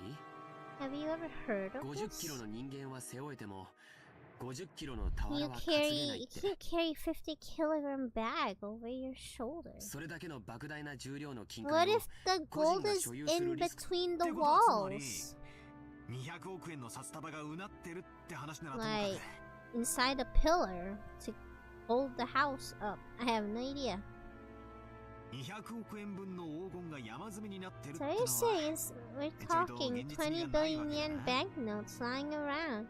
That'd be one thing, but given its supposed 20 billion yen in gold pile, doesn't really ring true. That's right. The legend of the gold notes does have a pretty interesting ring, even if it's just part of 10 tons of gold. It's a bit of a stretch, if you think about it logically. It obviously sounds fake. Kind of brings you back to reality. That's sad. It is grandfather we're talking about after all. He may have announced his financing to some rich person in an exaggerated metaphorical way, as 10 tons of gold received from a witch. Even the number of 10 tons feels pretty symbolic. You mean like his attitude when the money he borrowed was worth 10 tons of gold? Maybe some rich man's leisured wife generously granted it to grandfather. And maybe he started calling this lady a witch. Jessica's example isn't bad.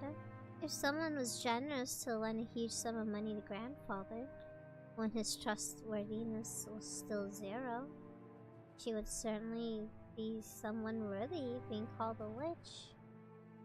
Grandfather later used that money to build a vast amount of wealth. But what if he actually summoned a demon from his black magic? He might be well fittingly called a witch. Also, since she went to trouble lending all that money, she might have enthusiastically guided how it was spent. Come to think of it, the idea to get involved with occupying forces and profit from the Korean War demands might have come from the witch as well. But all that considered, saying he received wealth and honor from a witch might actually be a fair description. Let's find this witch.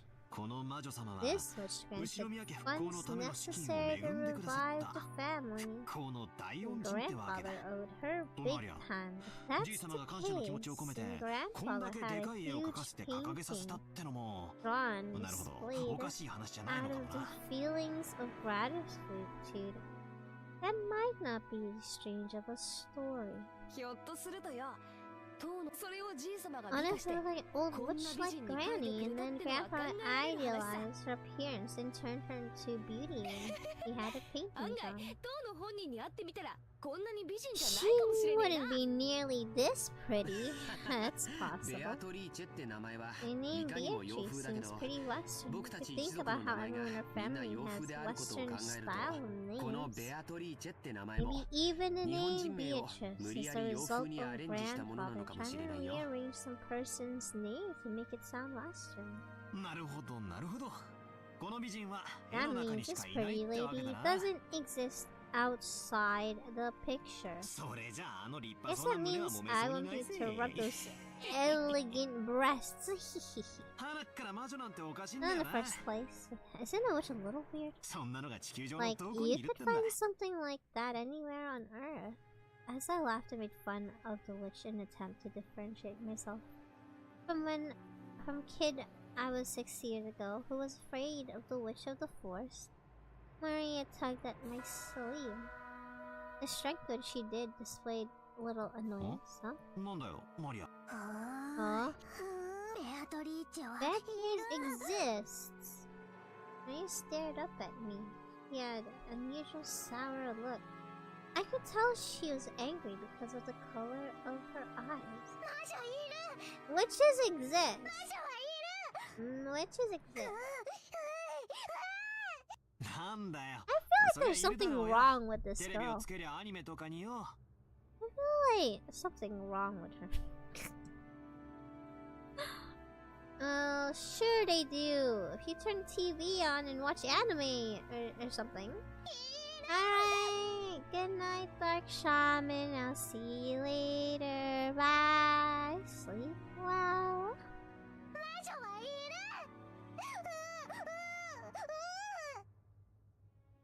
Start to feel pressured, not knowing why Maria was jumping at me like this. As it tapped me on the shoulder, told me in a small voice, "Don't go smashing a kid's dream. Julie believes like witches, Beatrice exists." 確かマリアちゃんは学校 Come の to 文集 think に of it, in 将 social 来なり studies, たいものは魔女って書 when いたん you だ were っ asked to write what you wanted to be, you wrote witch, didn't you? Maria nodded. Correction. Tears started to run down from her eyes. I see. A girl who wants to become a witch in the future. Beatrice is proof that witches do exist.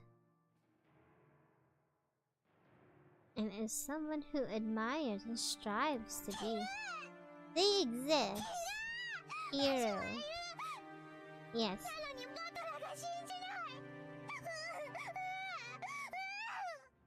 うんいるよお兄ちゃんは信じるよ Yeah, Oni-chan.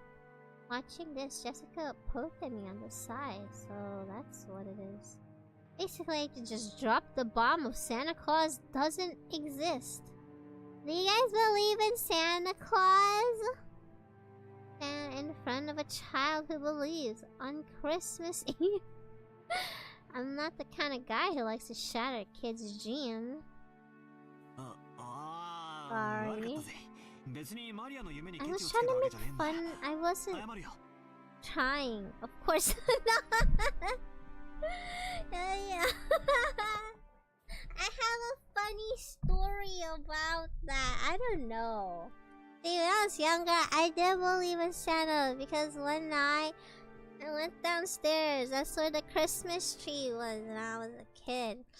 And like I went downstairs to pee, and then I looked at the tree and I was like, there's no presents, I'm sad. But then I went back upstairs and like a minute later I was like, oh wait, I forgot to do something. So I went down, and then the next thing, the Christmas tree had presents, and I was like, how did this happen? And then I woke everyone up. And then I ate candy from a Christmas sock. So for the briefest of moments, I believed in Santa. Because I can't explain how that happened. No, I must have like quickly just decided to put all the presents in a span of 1 minute of me going downstairs and upstairs and downstairs. And I'm like, what the? For a few minutes. See, it's real. I don't know. I always remember that, but I can't explain that memory. I can tell you was I had a Christmas sock, and I ate candy. It was yummy. Well, no one dressed up as Santa Claus, though. It was more like I looked to see if there was anything on the Christmas tree, and I was like, man, there's nothing here. And then I came back downstairs, and suddenly there were presents and socks and stuff. And I was like, what the? How did this get here? And stuff. And then I woke everyone up, and we ate snacks. Christmas miracle! Yeah. There was no Santa physical appearance or anything, but there were sudden presents under the tree, and I'm like, wow! I just remember I was disappointed to go to the bathroom, and then I take a peek at the Christmas tree, and there was nothing there, and I come back, and then suddenly I was filled with joy. A Christmas miracle! 今もこの島の森の中に住んでいて喜夜な夜なこの屋敷で何をやってるのか覗き見しに来るんだろ I wasn't trying to make fun. She lives in the forest. I bet you we're gonna go outside into the forest to find her later. And then everyone's gonna go out and look for her. Some event like that. That's why you shouldn't go in the forest. At night, you mustn't stay up staring into the dark forest. You might be seen by the witch of the forest, but what if I want to be seen? Grandmother said so. Really? Father believes? Yeah! The tooth fairy? Wait, what's the ear bunny? I don't know if I had a tooth fairy thing. Did you guys do that?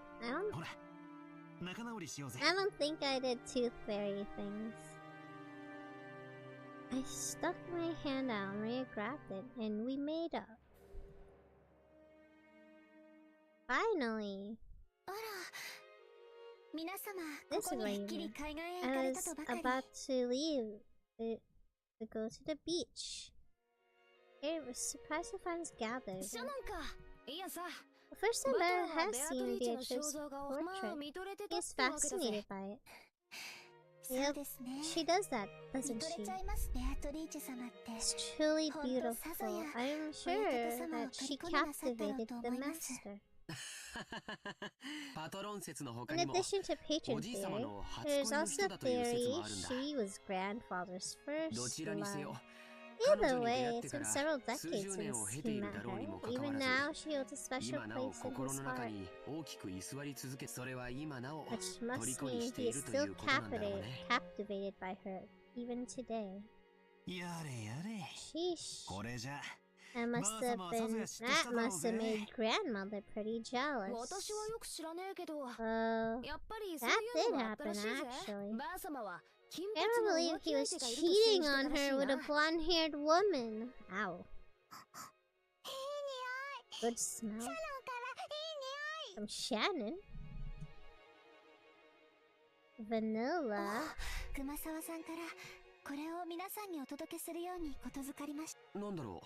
What is it?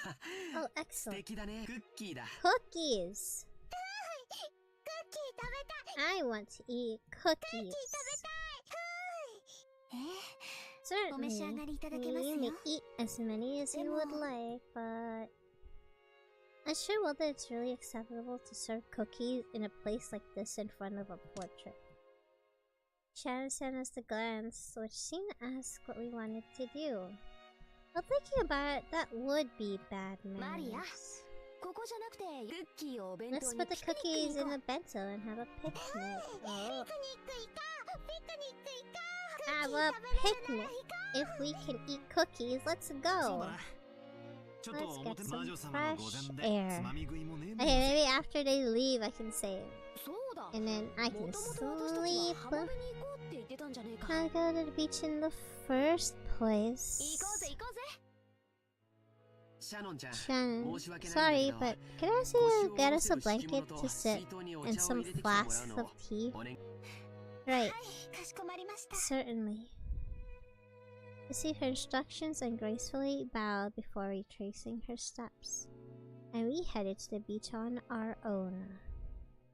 And when headed to the entrance, feeling as though the witch was staring down at our backs, I turned around once more. Do you still don't believe? Oh no, I believe. That way is more fantastical. The golden witch, Beatrice, gave grandfather 10 tons of gold. And that gold is sleeping around somewhere, and I will find it. Grandfather wrote a strange epitaph, as though challenging us to find it if we can. That's a romantic story, it's way better. 20 billion worth of gold.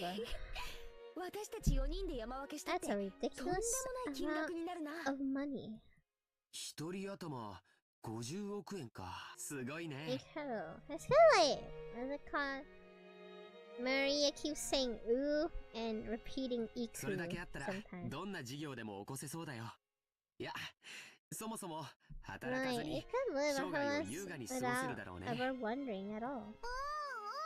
50億 I want to find the gold! I want the gold! I want to マ find リアにはカレーよりクッ it! キーだな。 I'm gonna be rich at the end of this VN! 夢 That のあ feeling, る that's 話 like さ。 a dream. Okay, I think there's a good spot to save. バカバカしい。 Okay, I'm not reading this further drama. This sounds like further family drama. We'll find out next time. Okay. Way.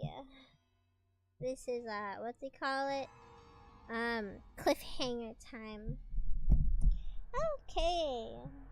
Hope you guys had a comfy VN night. I'll see you guys tomorrow. I'm thinking of streaming in the afternoon, roughly maybe around 4 p.m. We're gonna continue Trails in the Sky next time. More VN tonight.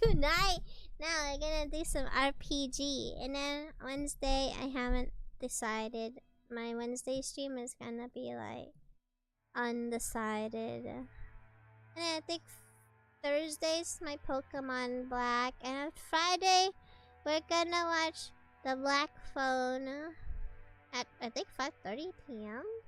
Yes, see, on Discord. But have a good evening, everyone. Good night, Enemy. Good night, Isaac. Good night, JRPG. Night, guys. I say good luck. With writing later. Good night, Borat. Good night, Gan. Good night, Mocha. Good night, everyone. Good night, everyone who's lurking. Have a wonderful evening. Bye bye. Take care. See you tomorrow. Or